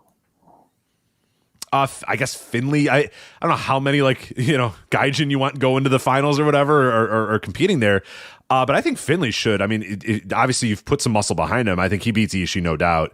Okan, like we said, kind of a coin flip, but I think Okan could probably take a fall to Finley, and then then you have either Zack Sabre Jr. and Finley probably, and that's I think a pretty cool story too. So I don't know, and then Tama Tonga would be an interesting one too if you really want to I've had enough of that. But I'm with you. I don't want to do that. I would rather just have Shingo go through, beat Tama Tonga, and then you can kind of reestablish Shingo as a guy. But yeah, I don't see a whole lot of other.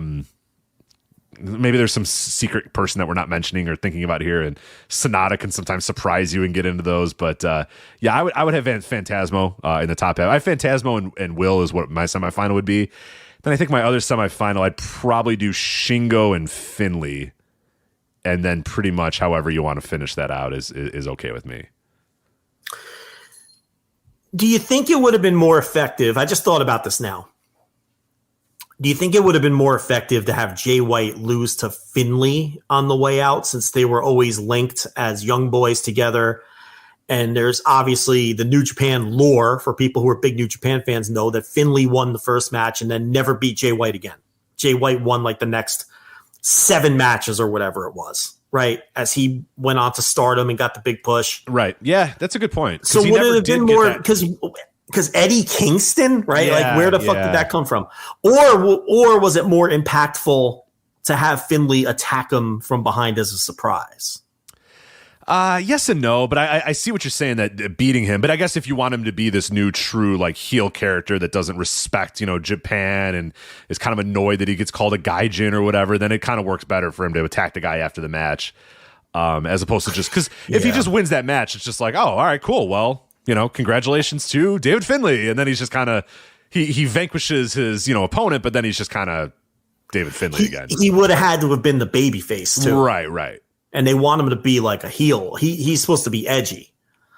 So Kingston had the right kind of energy for the match. Even if that wasn't a high profile New Japan feud, particularly on the Japan side of things, Kingston had the right energy for it. And if you want Finley to be sort of this edgy character, there's no way he wouldn't have been the babyface in that scenario in the match. So yeah, it probably was better to have him attack him, even though at the end of the day, he never beat Jay White, except for that very first match they had as young boys. And Finley was always a weird young boy because he was like a young boy, but he really wasn't, because his first tour was a Super Junior tour. He was in the Super Juniors in his first tour, if I'm remembering properly. And it's like he was kind of like Juice Robinson, where Juice Robinson was kind of a young boy, but really wasn't. Right. You know what I mean? He kind of towed that line. Yeah, there's like that weird line that a few of the guys were on. Yeah, and it's like, so he beat Jay White because Jay White was like a pure shaved head, fucking young boy starting from the absolute bottom, probably washing someone's balls, all that shit, right? So he won the first match, but then Jay White just beat him like 6 straight times or something. And he never got that win. But I do think the more I think about it, the attack was probably better for the story they were telling. So that is the New Japan Cup. I don't know if you have anything more on that one. I don't. Yeah, it's hard to predict. When's it start? It starts on the 5th, and it'll run through the 21st. Up. So coming up this Sunday, kicks off. All right. March 5th, 6th, 8th, and 10th is the first round. Second round is March 11th, 12th, 13th, 15th. They're stretching this bad boy out, baby. Quarterfinals the 17th and the 18th. Semifinals March 19th, and the final March 21st. So, Yeah. There you go. So we'll cover that over the next couple of weeks. But a name that you've been mentioning before, Jay White. Let's talk about him. Last night, Super J-Cast, of course, the New Japan Pro Wrestling podcast available here on the Voices of Wrestling podcast network, tweeted that, quote, per sources, Jay White's contract with New Japan Pro Wrestling has expired and he is set to leave the company. And this coincided with New Japan Shop doing a blowout of all the Jay White attire, saying, hey, this is your last chance to get it. When it's sold out, it's done. And all kind of builds up to all these things that we've seen over the last couple of weeks and months or whatever.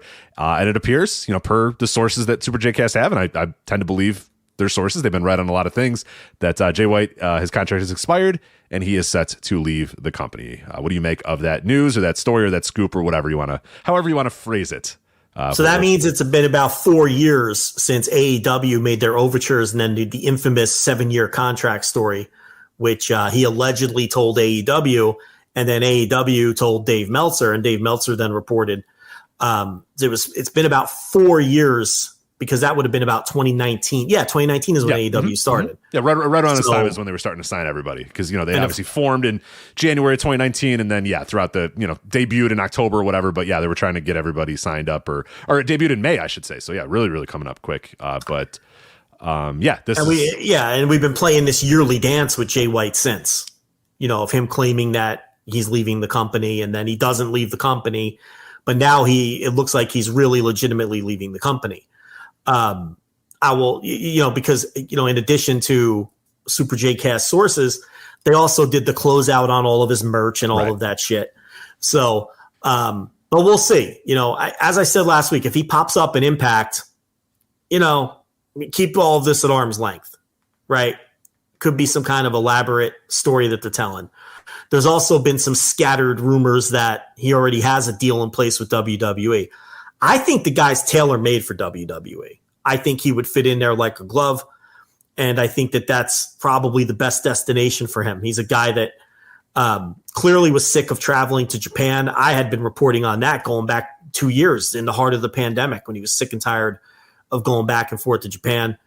He lives in America now, and his style is perfectly suited for that company. I think he could be a big star there. So, all things being equal, if I were him, I might choose WWE over AEW. Oh, for sure. Yeah, he stands to be more of a get lost in the shuffle a little bit more in AEW, where I think he would come to WWE and they would their eyes would light up, and hell, wait till you hear this guy cut a mid-match promo. You guys like mid-match promos? Oh my god, here's the master of them right here. So I think to them, I think from WWE standpoint, I think it'd be fun to kind of try this guy out and see what happens. And from his standpoint, I'd give it a try too. I would much, and this is weird because I like Jay White and I obviously want him to succeed and all this sort of stuff, but I don't know that I'd necessarily 100% want him in AEW. Again, for the same reason I mentioned before, there's a lot of dudes in AEW that I think need time and need spotlight and need, and I go to WWE, man. Give it a try. Like I think he's gonna. I'm with you. I think he's gonna fit like a glove there. Now, will they use him properly? Will they understand what they have in the guy? I have no idea. That remains to be seen. Who knows? Because it's that company. But if I'm him, I take that chance first, and then you can always go back to wherever afterwards. But I think it'd be worth it, and I do think that he's tailor-made for this current state of WWE that it is. Yeah, I think that would be the best landing spot for him. And they're devoid of like people. WWE, for all the 97,000 people they have on the roster, nobody feels like important. Nobody feel there are like the people that feel important on that show. We talk about it all the time. It's Cody and it's Sammy that feel important. Roman, they pretend is important. Brock is kind of important. And then John Cena comes in sometimes. And like, that's it. Nobody gives a shit about anybody else up and down the card because they've seen all these people 1,000 times. They're either complete dorks or they've seen every one of these people for the last, 15 years on their television. So getting somebody like a Jay White, really does shake it up a little bit. He's a new, fresh body, a new, fresh face. I think, it makes all the sense in the world to me. Yeah. And their fans will eat him up.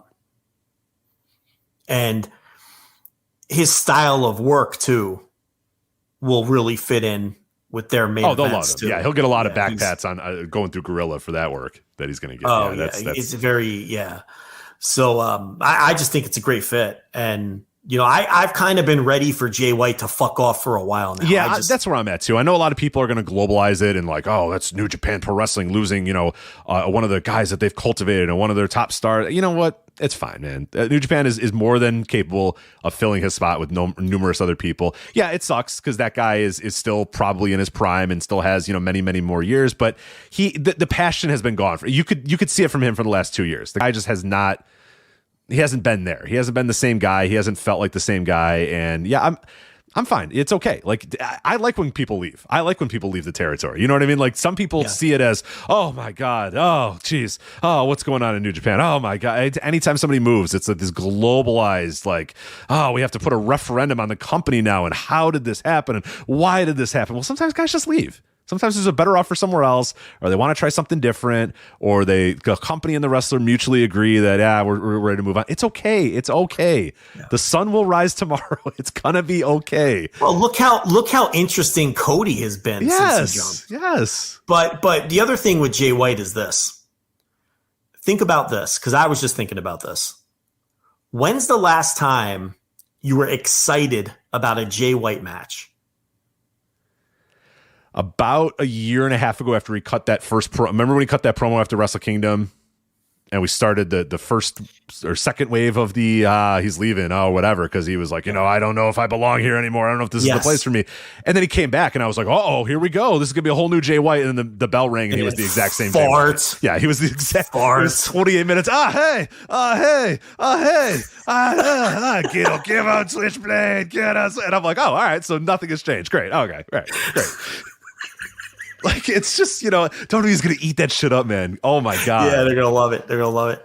He just never evolved. No, I thought that was the moment that I was like, this is going to change. And then the bell rang, and he was the exact same dude. And I was like, I am done. I am done with this guy then. It's how many times did he eat like a major loss, at a Wrestle Kingdom or wherever the fuck, G1 final, and then do the big post-match promo where he's dejected and he's knocking things off the table and he's breathing heavily and I can't take it anymore, Gato. Something's got to change. And then nothing ever changed. Nothing changed, yes. And we're like, all right, this guy's going to evolve and we're going to, and eventually he's going to be a major baby face in the company. And obviously that never happened. And because then, like you said, he'd go away for a month and he'd come back and it was the same old shit, and he never fucking evolved or changed.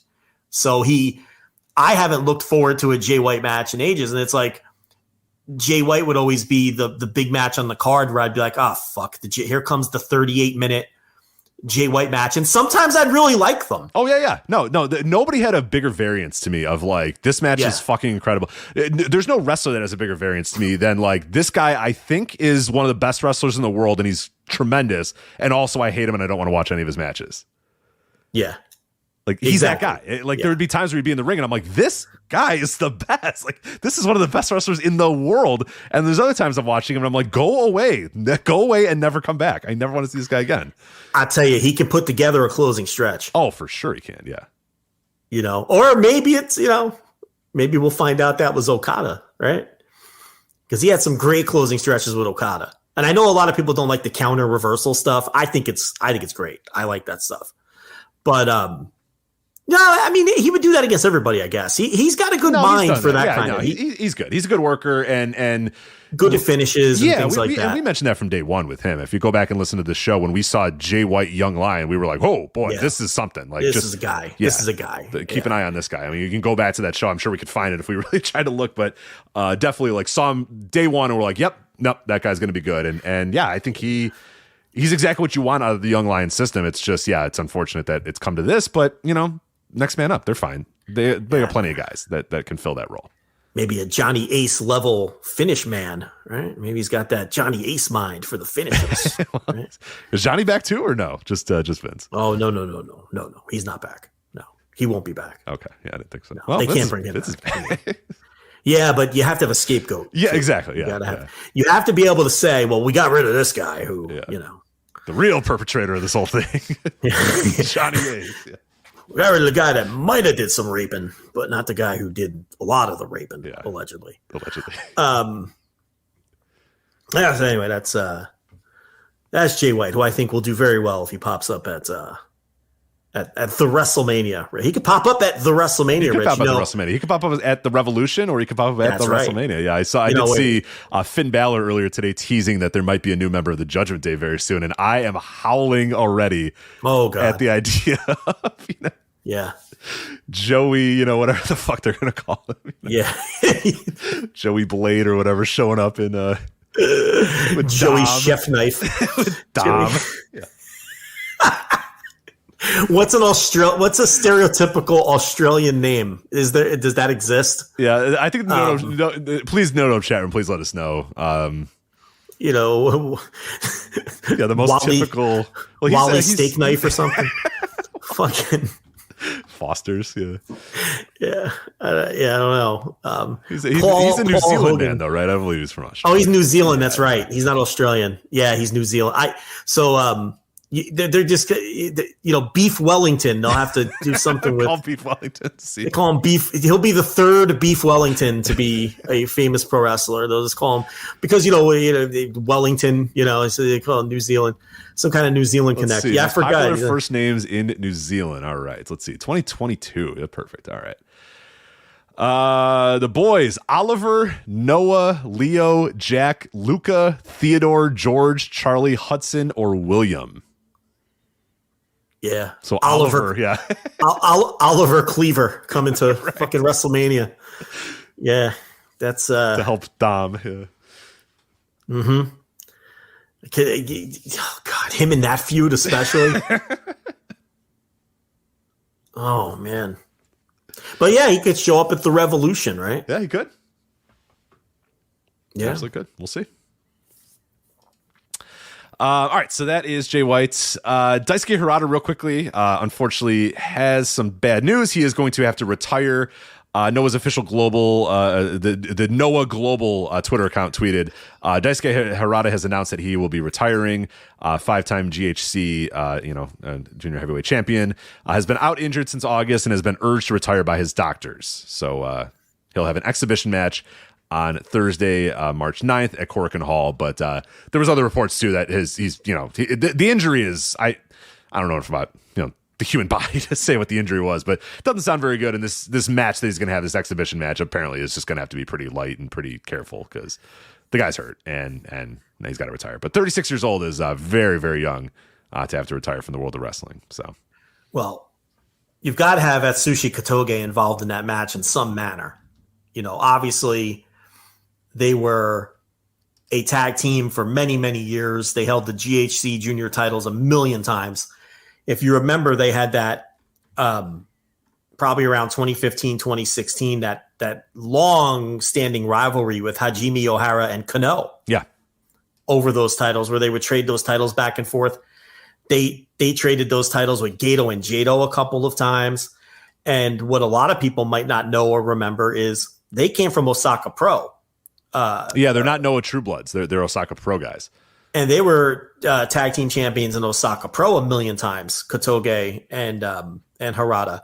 And then, Harada, Kotoge beat Harada for the junior title at least once. Right. By the way, he's only 36, but he debuted in 2006 for Osaka Pro. So the guy's been wrestling for, if you're thinking, man, Harada's only 36. I feel like I've been watching that guy for 2 decades. Well, you have. Well, you have been. Yes. Yeah.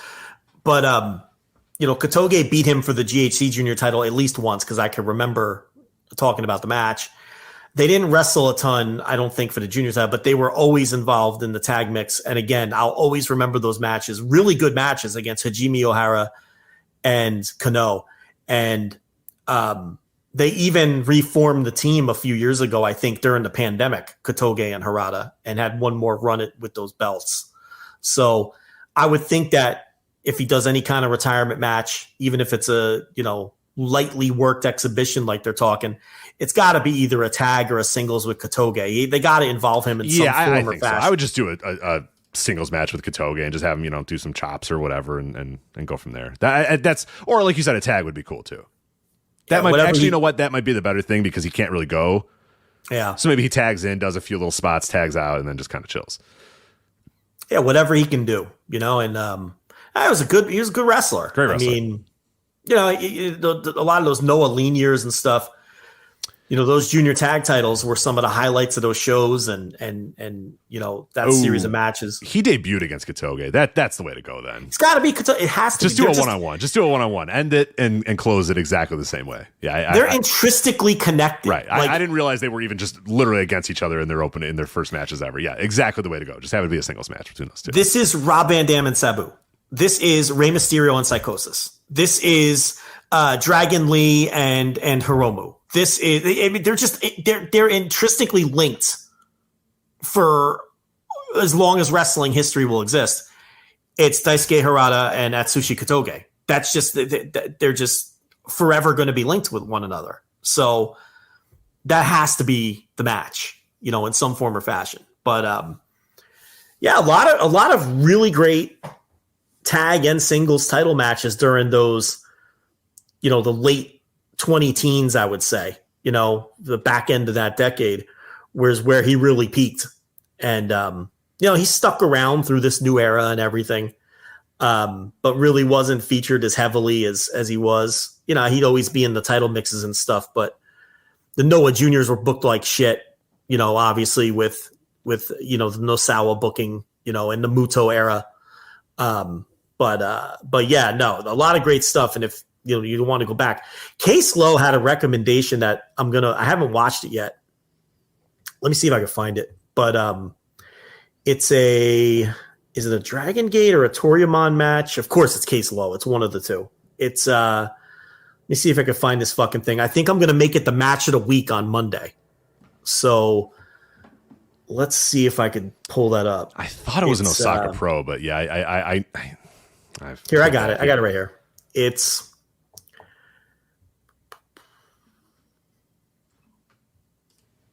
maybe I don't have it right here. All right, so we're being told that the match has already been announced that it's going to be Katoge and Harada in a 1-minute exhibition. So 1-minute exhibition. Yeah. So just ignore everything that we just said for the last 5 minutes. That's what they're doing. Well, no, we nailed it. Don't ignore it. Yeah, we're right. We're smart, and that's what you should do. Yeah. We know what the fuck we're talking about. Yeah. Don't you dare ignore it. Okay, here it is. Case Low. If you have never seen Daisuke Harada wrestle or want to reminisce about his career, I cannot recommend Harada, Katoge, and Takayokida, I'm not sure who that is, versus a young Mark Haskins, T-Hawk, and Anthony W. Mori from a what a match. Whoa, what? It is from a Dragon Gate versus Osaka Pro show. One of the most unassuming great matches ever. I would say, yeah. I am going to make that I'm letting everybody know that that's going to be the match of the week on Monday because Case has a YouTube link here. So, there you go. I'm going to put that on the watch later list. We got that saved. We got that taken care of. The match of the week this week, by the way, I have to apologize to the subscribers. I completely whiffed. I think that's the first time. I may have whiffed one other time. But doing it about 2 years now, I whiffed. My Mondays have been packed.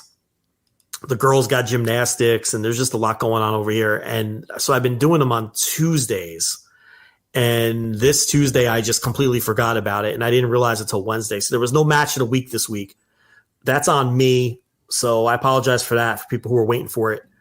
But that 6-man tag, that recommendation from Case Low, is going to be the match of the week on Monday. There you go. Match of the week available. Flagship Patreon.com, patreon.com/voice2wrestling, voice2wrestling.com/Patreon. Just not this week, but most weeks it is available. A lot of other stuff up there as well. Canadian Heart Month. I'm finishing that up. Watching some old classic great Bret Hart matches and talking about them. A lot of people watching these matches for the first time, or I'm breaking down the stories of Bret Hart a little bit. So I've had a lot of good feedback about that, which is awesome.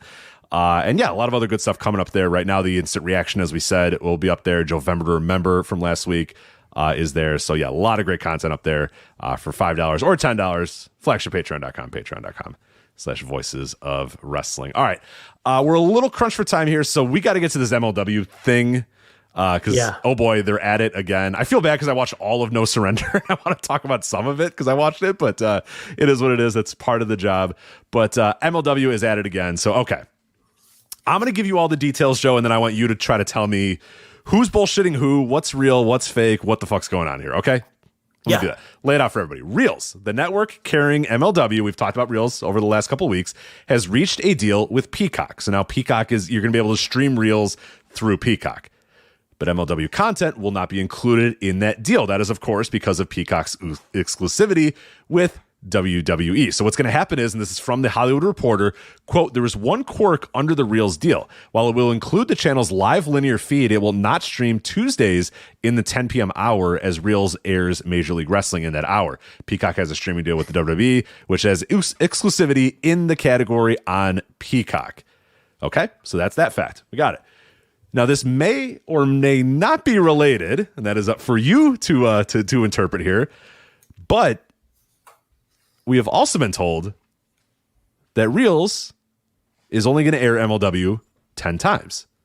And then that time slot will be available. So they told people in these press releases, we're airing MLW for the rest of this 10-week run, and then anybody can take this time slot. Again, this time slot is available for another television show. Well, I think that was Hollywood Reporter who reported that. I don't think Reels ever. Oh, I forget it. Okay. Well, regardless, my question to you, Joe, was MLW originally on a 10-episode deal, or are they now on a 10-episode deal because they want to get them off this network because of this Peacock deal? Okay, let's add this perspective. Dave Meltzer says, according to Reels, they're undecided on what they're going to do. So he's been digging around and talking to people at the network. This is my take on it. I think that MLW had a deal with Reels that was a real television deal. I think that Reels cut the deal with Peacock, and then at that point decided the MLW thing is more trouble than it's worth because the Peacock deal is a big deal for us. This MLW thing is, Peacock is more important to them than MLW, is what I'm getting at. So I think the Hollywood Reporter got information from a source inside Reels that they were going to cancel this thing after the 10th episode, put that in the article, and then all hell broke loose. I don't think MLW was aware that they were going to be gone after 10 episodes until this Hollywood Reporter thing came out. And I think Hollywood Reporter got that from someone inside of Reels. That's me putting the clues together, and that's what my gut is telling me. And now when Meltzer is going to Reels to ask them what the hell is going on, Reels is telling him we're not decided yet because they know that the Hollywood Reporter created a mess. And they need to go back and, figure something out with MLW now. Can I get Galaxy Brain and Carney with you here? Yeah, of course. It's MLW. Right. Of course you can. So you gotta put the big cap on. You got to get the Galaxy Brain hat on. Okay. Here's my scenario. This is me. I know nothing. I'm just saying. Is it possible that MLW, in their discussions with Reels, had an idea that they were getting this deal done with Peacock, or that this Peacock deal was a potential to be done, and didn't exactly say that, well, Peacock's got wrestling and they're not really going to want our wrestling when you're with Peacock, but okay, whatever. And then maybe did a time buy here to get their show on their network. And now that Reels is with Peacock and now can no longer show MLW because of their exclusivity with WWE, MLW is in an ongoing lawsuit with World Wrestling Entertainment about not being able to do TV deals because of WWE, right? Well, their lawsuit got thrown out, but they're allowed to amend it. Yes, they can. Which fits right into this period where MLW can say, we were on Reels and they struck a once in a lifetime deal to air their content on Peacock, but WWE once again prevented us from being on. So they could play the victim again. Yes, right. And think about this. And court says, the judge, we'll eat shit. We'll pay $8,000 an episode or whatever the hell. Do a time buy for X amount of weeks, knowing they're going to sign this Peacock deal. They sign the Peacock deal, then they could say, "Oh shit, whoa, you can't have two wrestling shows on there." And MLW can laugh to the fucking courtroom, saying, we got another thing on our lawsuit." Boom. Yeah, I like your scenario better because it's the judge basically said, "Hey, look, the way this is written, you have a case if you write it in a different way. If you present it in a different way, I'm going to let you take this back and try to give me something more here. Because there's something here, but not the way that you're presenting it.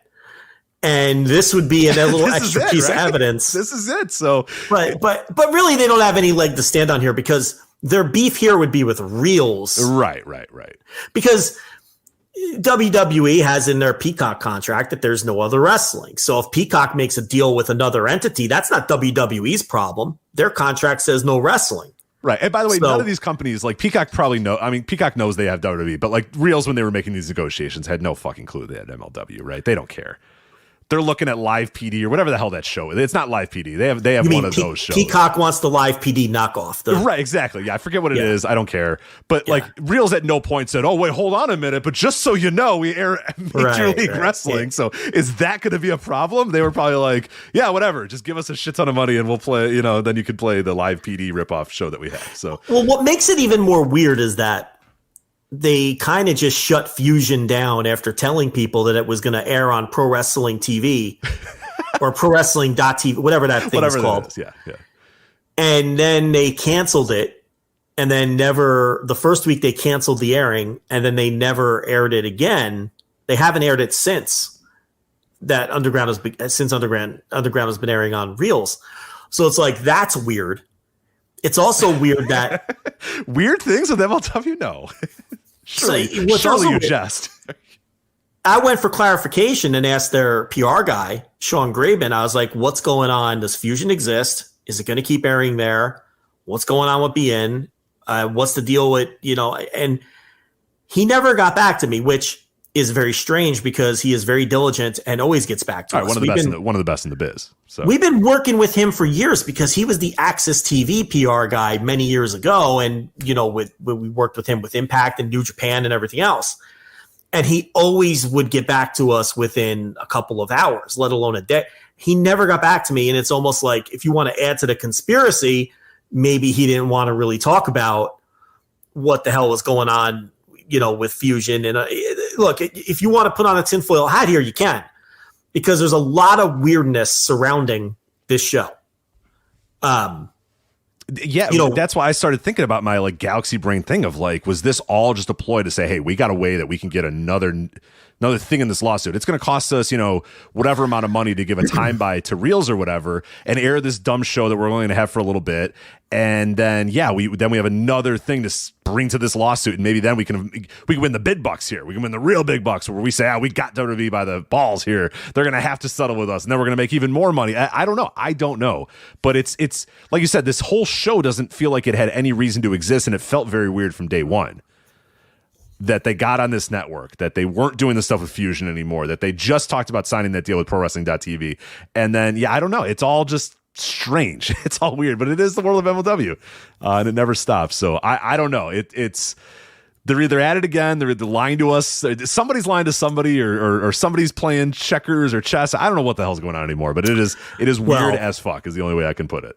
Reels is going to rue the day when Hammerstone and Jacob Fatu pops a big number in a couple of weeks with the big rematch set. So, they're going to rue the day when that does 80,000 viewers on Tuesday night in a couple of weeks there. But the last couple shows have been atrocious, by the way. I don't know if you've been watching. I have not. No, Joe, I have not. So all the Microman you can handle. Oh, good. I could handle very little Microman, so I think I'm good. Yeah. How about a little Johnny Fusion, John Hennigan? How about a little? How about a little of that? Your new national openweight champion, Johnny Hennigan, Microman, and John Hennigan. No, I'm good. No, thank you though, but I'm good. Why does that guy get booked everywhere? I would love to know. I ask it every WrestleMania weekend when 7 different match bookings for Johnny whatever is, and I'm like, who among us, who is listening right now that's like, a little fist bump, yeah. Get to watch Johnny, John Hennigan, hell yeah.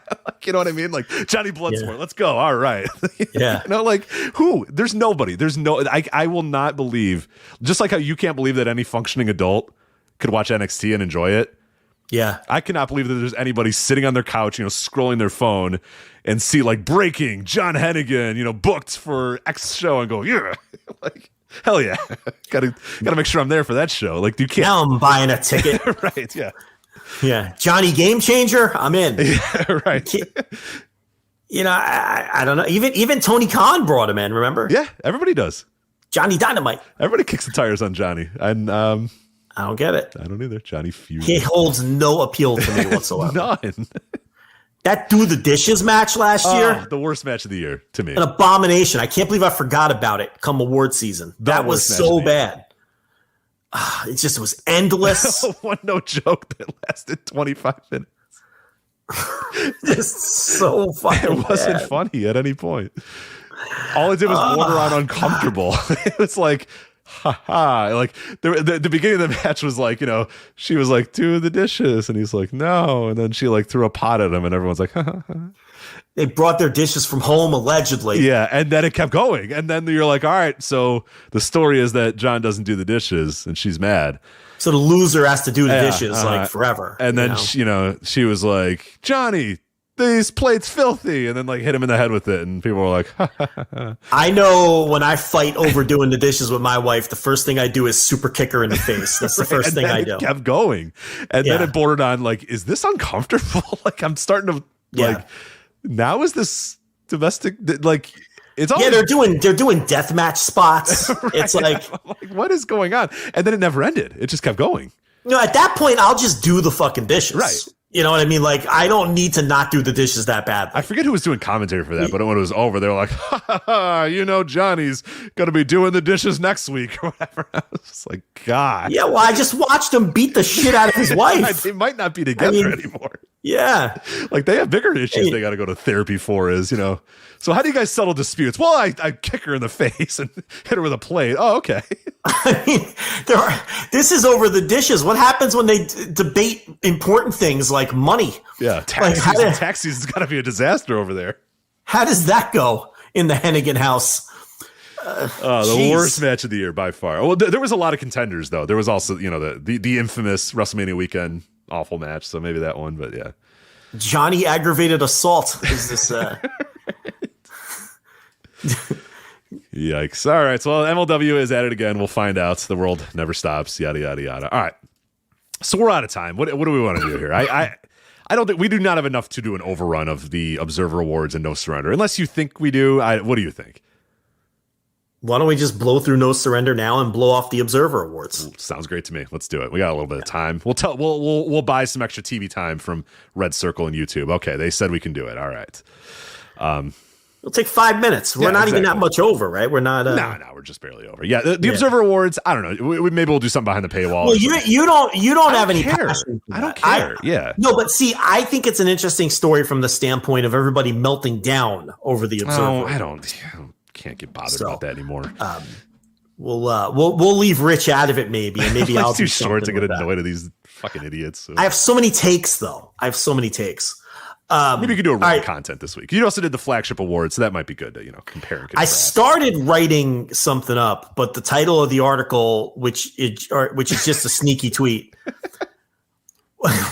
was Rich doesn't. I don't have the password, so what I do is when I write my articles behind the paywall, I know it's going to auto tweet the title, so then I make sure that the titles are snarky tweets. See, that's how I get around not having the password. But the title of the article I was writing was, all of the world's dumbest people are angry again over the I like it. No, I like it. Do it. And I'm like, Rich is not. Oh, so you like it? Because I was like, I love it. They are the dumbest people on earth because they're enraged by this. Like enraged by this. So yes, no. So whatever the title was I wrote, which was just a put down of everybody complaining about them in the most snarky way possible. The problem was I had writer's block for the actual content of the article. You know what I mean? Like all your best work was in the titles. So all my best work was in the title. I really just wanted to write a title so that I could sneak a tweet past you on the account. Well, then the actual write up could just be like, "You guys are all dumb. Stop." And then that would have been it. And then you would have gotten your wish. But maybe the paying customer wouldn't have enjoyed that as much. So right. So then I just aborted mission and hit delete. But I think it worked better on audio. Because when I look at the Observer Awards, I don't even think any of them are like, I don't have a problem with any of them. I was like scrolling earlier. I'm like, all right, which ones do I have? No. I was like going through and I'm like, it's just going to be us reacting to dumb people. Yeah. Being wrong about stuff. So it's like, I don't know. It's perfect hour 3 content. It is, honest. but we got other hours. But the thing is, like, I wouldn't have picked all of these winners, but I don't think any of the winners are totally out of line either. Like there's no winner here where I'm like, what the fuck were these people thinking? even if they weren't necessarily what I would have picked. Anyway, this is turning into a segment. So exactly. So let's just do the No Surrender. Let's talk about Impact Wrestling's No Surrender. Also available on Fights. The replay available, voicesofwrestling.com/fight. I feel like Johnny Impact is on all these shows even when he's not. Yeah, he's not on this one, but Taya Valkyrie is, and that's enough to kind of drag a thing down. So husky wife. We'll get to Taya Valkyrie in a bit, but Impact World Title match. Josh Alexander and Rich Swann was the main event. Very good. These are two great professional wrestlers having a great professional wrestling match. This would be the one and only match that I would recommend checking out from No Surrender. Unfortunately, good, really, really good. It's Josh Alexander and it's Rich Swann. Alexander's one of the most unsung guys in the world right now. I think he's just doing great work, and not a lot of people are watching it. And Rich Swann is always solid, especially in these Impact main events. He really delivers. So I would say go out of your way to watch this one. I went 4 1/4. A definite notebook for me, and a match. Definitely, if you get a chance to watch it, try to. It's really, really good.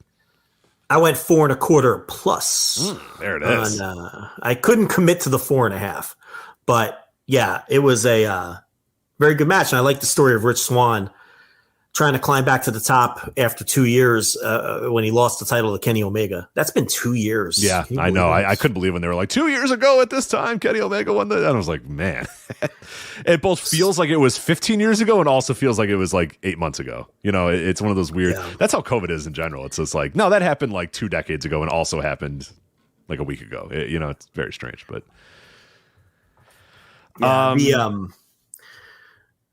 who's going to go here? It's a standoff. Impact Knockouts World Title match. Mickie James, Hardcore Country versus Masha Slamovich. I don't know. I liked it. It was good, but not you know what Masha Slamovich is?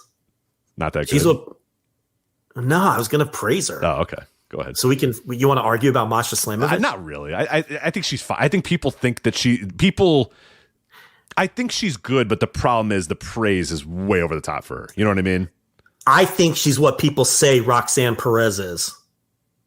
Because Roxanne, she's not actually good. Yeah.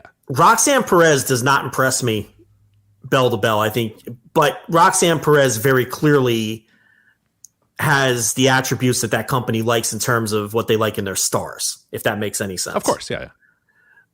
But Masha Slamovich is a much better wrestler to me than Roxanne Perez is. I do agree that she's not as good as maybe her reputation would tell you, but I did enjoy this match. I thought the final 3 on this show were very good, and I thought the rest of this show, with the exception of Jonathan Gresham and Mike Bailey on the pre-show. Did you watch the pre-show, Rich? I did, because you had to watch the pre-show because the pre-show had some pretty good stuff on it, so I did watch the pre-show. Yeah, I thought Gresham and Bailey was very good. And then I thought the rest of the show was mostly a bunch of junk until the final 3, which was the third match was Bullet Club versus Time Machine. Ace Austin, Chris Bay, and Kenta. Yeah. Oh, that was pretty good. I like that. That's pretty good. Yeah, I thought those last 3 matches were pretty good, and obviously the main event was pretty great. And Gresham and Bailey was a pretty good pre-show match, and then I thought everything else in the show I could have lived with never watching. There's one match on this show where I was so annoyed by it that I skipped the finish and moved on to the next match. Oh, I think I can guess. Can I guess?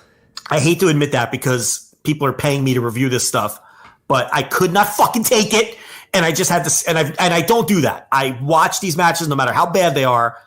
I could not stick this one out. Go ahead and take a crack. It had to be the Joe Hendry Moose.com. Yes. Yeah. You know me too well. I fucking hated that. Remote control cars and keyboard keys and Sega Dreamcasts. Tee-hee, this is all so cute and funny. Fuck off. I hated this. Hated it. I didn't even want to see the finish. I didn't know who won the fucking match until I read your fucking... I just skipped it. I'm like, I cannot do this. I hate this. I'd rather be watching Tokyo Joshi Pro right now with the little tooth fairies jumping around on each other wow. than watching you this must have shit. really hated this match then. I fucking hated it. I no longer believe in Joe Hendry. Oh. Rich, do you believe in Joe Hendry? I do believe in Joe Hendry, but this match made it tough to believe in Joe Hendry. Did you see the guy on Twitter who asked Dave Meltzer, do you believe in Joe Hendry? And Dave, of course, quote tweeted and said, yes. Do you think he understood the bit, or do you think he just, you don't think he understood the bit? You did this joke last week or a couple weeks ago as well. It's not a joke. I just forgot that I told you. It's not a joke. So. I said this already? You did. I think so, or else I'm having deja vu. It's been a long day. Because we're talking about Joe Hendry now. So it's like, I don't believe in him anymore. I fucking hated this. Oh, man. Not like the rest of this was, the Tokyo Dome either. But Death Dolls and the Hex. And how bad is the Hex? I can't take that. That is a match made from hell. When I saw that was announced, when Andrew Sinclair sent in his preview for this show, and I saw that match on one of the headers, I went, oh my God, this is a match made in hell. And then Garrett Kidney, who was, always ready to go, said, well, Father James Mitchell did make the match, so it is a match from hell. And I said, oh, it is. Yeah. And guess what? It was. Holy shit. I cannot stand the Hex, but let me tell you something. The Death Dolls make the Hex look like the Glamour. Jumping Bomb Angels. I was going to go with Glamour Girls, but you stepped on my joke. But yeah, that's. Yeah, the Hex may as well be insert any great women's tag team in history compared to the Death Dolls. Yeah. Oh my God. Jessica Havoc is the shits. And Taya Valkyrie, she stinks. Ty is the worker of the team. Why do we always have to watch Taya Valkyrie I don't know. wrestle somewhere? I'm so sick of watching Taya Valkyrie live and on demand so many times in my life, and I'm just done with it. I might just start skipping it.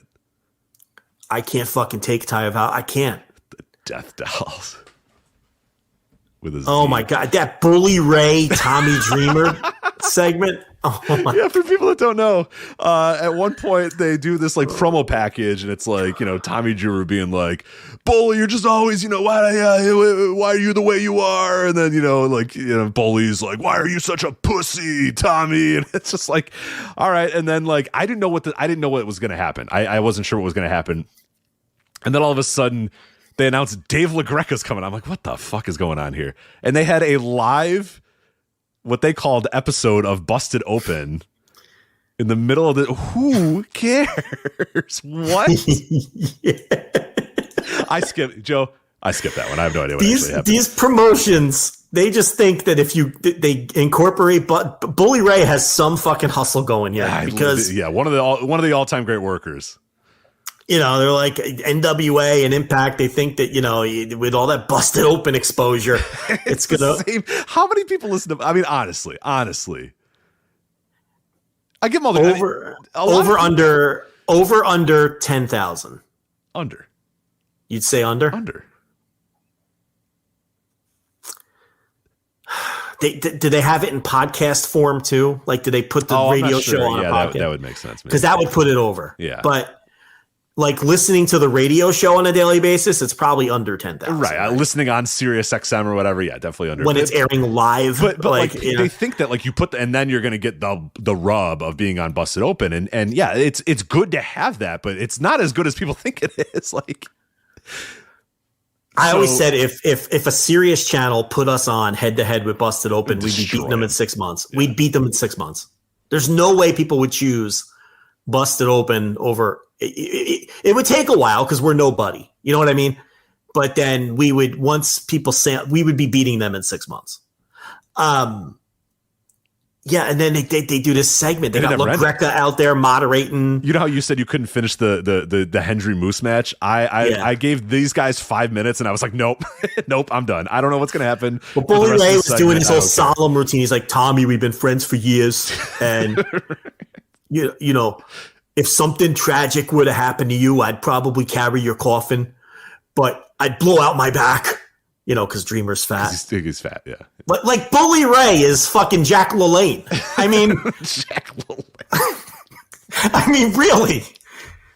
You know, that's like that. Okay, this is gonna go over your head, but this is for the listeners. That's like that scene from The Sopranos where Bobby Bacala pulls up with the envelope, and he's struggling to get out of the car, and Tony Soprano's like, "Did you ever consider a fucking salad?" Right?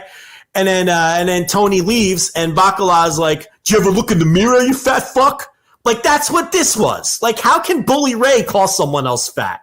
Like, he's never been the model of fucking fitness himself. Okay? So that was ridiculous. So then he's doing this whole solemn, they're talking about Tommy Dreamer's dead mother. Like, I'm like, what is happening here? What are we doing? Why do I have to watch this? And then Dreamer doesn't trust him. He's like, and Bully's like, I'll stay away. I'll keep my distance. I know you don't trust me. So then he finally earns his trust, and they go to hug it out, and Bully Ray kicks him in the dick and beats him up. Like everybody knew was coming. So, Rich, get ready on the next Impact pay-per-view spectacular to review Bully Ray versus Tommy Dreamer. In the year 2023, we're still doing this. We're still doing this. God, why is it that those two guys have endured from ECW? Why can't, like, Sabu still be out here doing cool shit? I have to watch Bully Ray and Tommy Dreamer? They're the two guys whose bodies have held up? Those two? If you would have told me that in 1996, I would have went, fuck. I can't believe it. In 2023, these are the two guys on this show I'm still going to be watching? Oh, God. This show sounds like hell. I understand this no surrender, and it really kind of was. It was a chore, and that's why we made sure we were going to go over, but we had to talk about the show because we had to watch it. So, yeah, believe it or not, the Giselle Shaw, Deonna Purrazzo, and the Jonathan Gresham Mike Bailey match were both on the pre-show, and were both like among the best matches on the entire night. Yeah, I could believe Khan. I didn't know Khan was back. You didn't tell me Connor was back. Oh.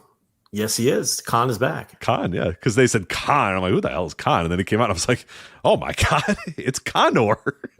Well, listen, great, cool. You guessed it. Frankie Kazarian bet on himself, and now he's curtain jerking Impact pay-per-view against Khan. The former Connor O'Brien. You know who else I could do without? Brian Myers. Forever. Yeah. Post Cardona, it's very sad. It's hard. It's a hard watch. I can do without him. Oh, I'm also done with the PCO thing too. Oh, yeah. Well, can we all be done with 15 that? minutes. Like, can we all be done? Like, we're good, right? I think Walter slapped the 15 minutes out of him at WrestleMania weekend in Dallas or whatever it was. That was like in 2018. We're still doing it. I know. We're still doing it. He had an ROH world title run since then. God help us. Yeah. But hey, that's wrestling. So hey, the last three were good. The last three were fantastic. Josh and Alexander, I should Rich Swann, very good. Both agreed. It was very good. Watch it.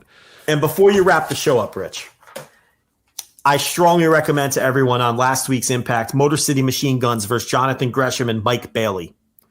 Okay. Sounds like a hell of a match. Would have been good for pay-per-view. That's great. It opens up the show. So if you have it on your DVR, just slap play. You're in and out in 15 minutes. You can delete the rest of the show. Because it was the go home for the pay-per-view. So it's just, there's no reason to watch the rest of the show. But that match was great. It was better than anything on the pay-per-view. I thought it was better than the, you know what? It was close. The Alexander Swan match, very close in quality. So, one more Impact rec. Since we buried most of the show, I'll recommend that tag match from the television show. There you go. So that is Impact Wrestling No Surrender. If you want to order that replay, you can do so at voicesofwrestling.com/fight, which I know many of you are going to do after that thrilling review. But there you go. That is it for the flagship. Again, this weekend, Sunday night, immediately following AEW Revolution, make sure you are subscribed to the $10 tier at patreon.com/voicesofwrestling, voicesofwrestling.com/Patreon, flagshippatreon.com. That is our paywall. That is our Patreon. That is where we will do Instant Reaction Live. It streams immediately following the show on YouTube, and then we will have an audio file up later the next day as well. But if you want to be there live, again, always a fun day. The chat room is always going crazy. People are always every AEW pay-per-view has something that people want to talk and react about. So these are always fun shows. They are among our most listened to shows. They're our most interacted with shows. They're a blast. So make sure you're there Sunday night for AEW Revolution 2023 Instant Reaction Live. So that is it for us. That is Joe. I am Rich. We'll talk to you next time on the Flagship Podcast. Take care. Hello, everyone. My name is Taylor. And I'm Kelly. And we are the co-hosts of Jumping Bomb Audio, the podcast all about Joshi Pro Wrestling here on the Voices of Wrestling Podcast Network. Every other Monday, we are with you talking about the biggest news in Joshi, along with show reviews, previews, and much, much more. So if you're new to Joshi or you've been a longtime fan, this is the show for you. We've got something for everyone here. So check us out, Jumping Bomb Audio. They say money can't buy happiness, but yes, it does. If you find $5 on the sidewalk, you're pretty happy. Now imagine that happening all the time. With the Upside app, you find cash in places you never expected.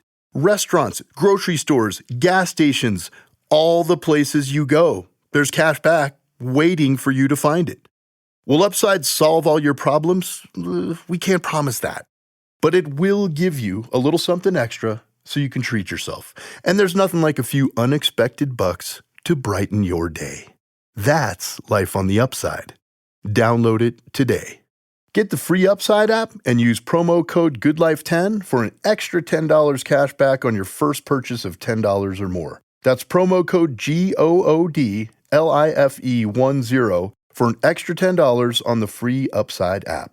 Start living life on the Upside with the free Upside app.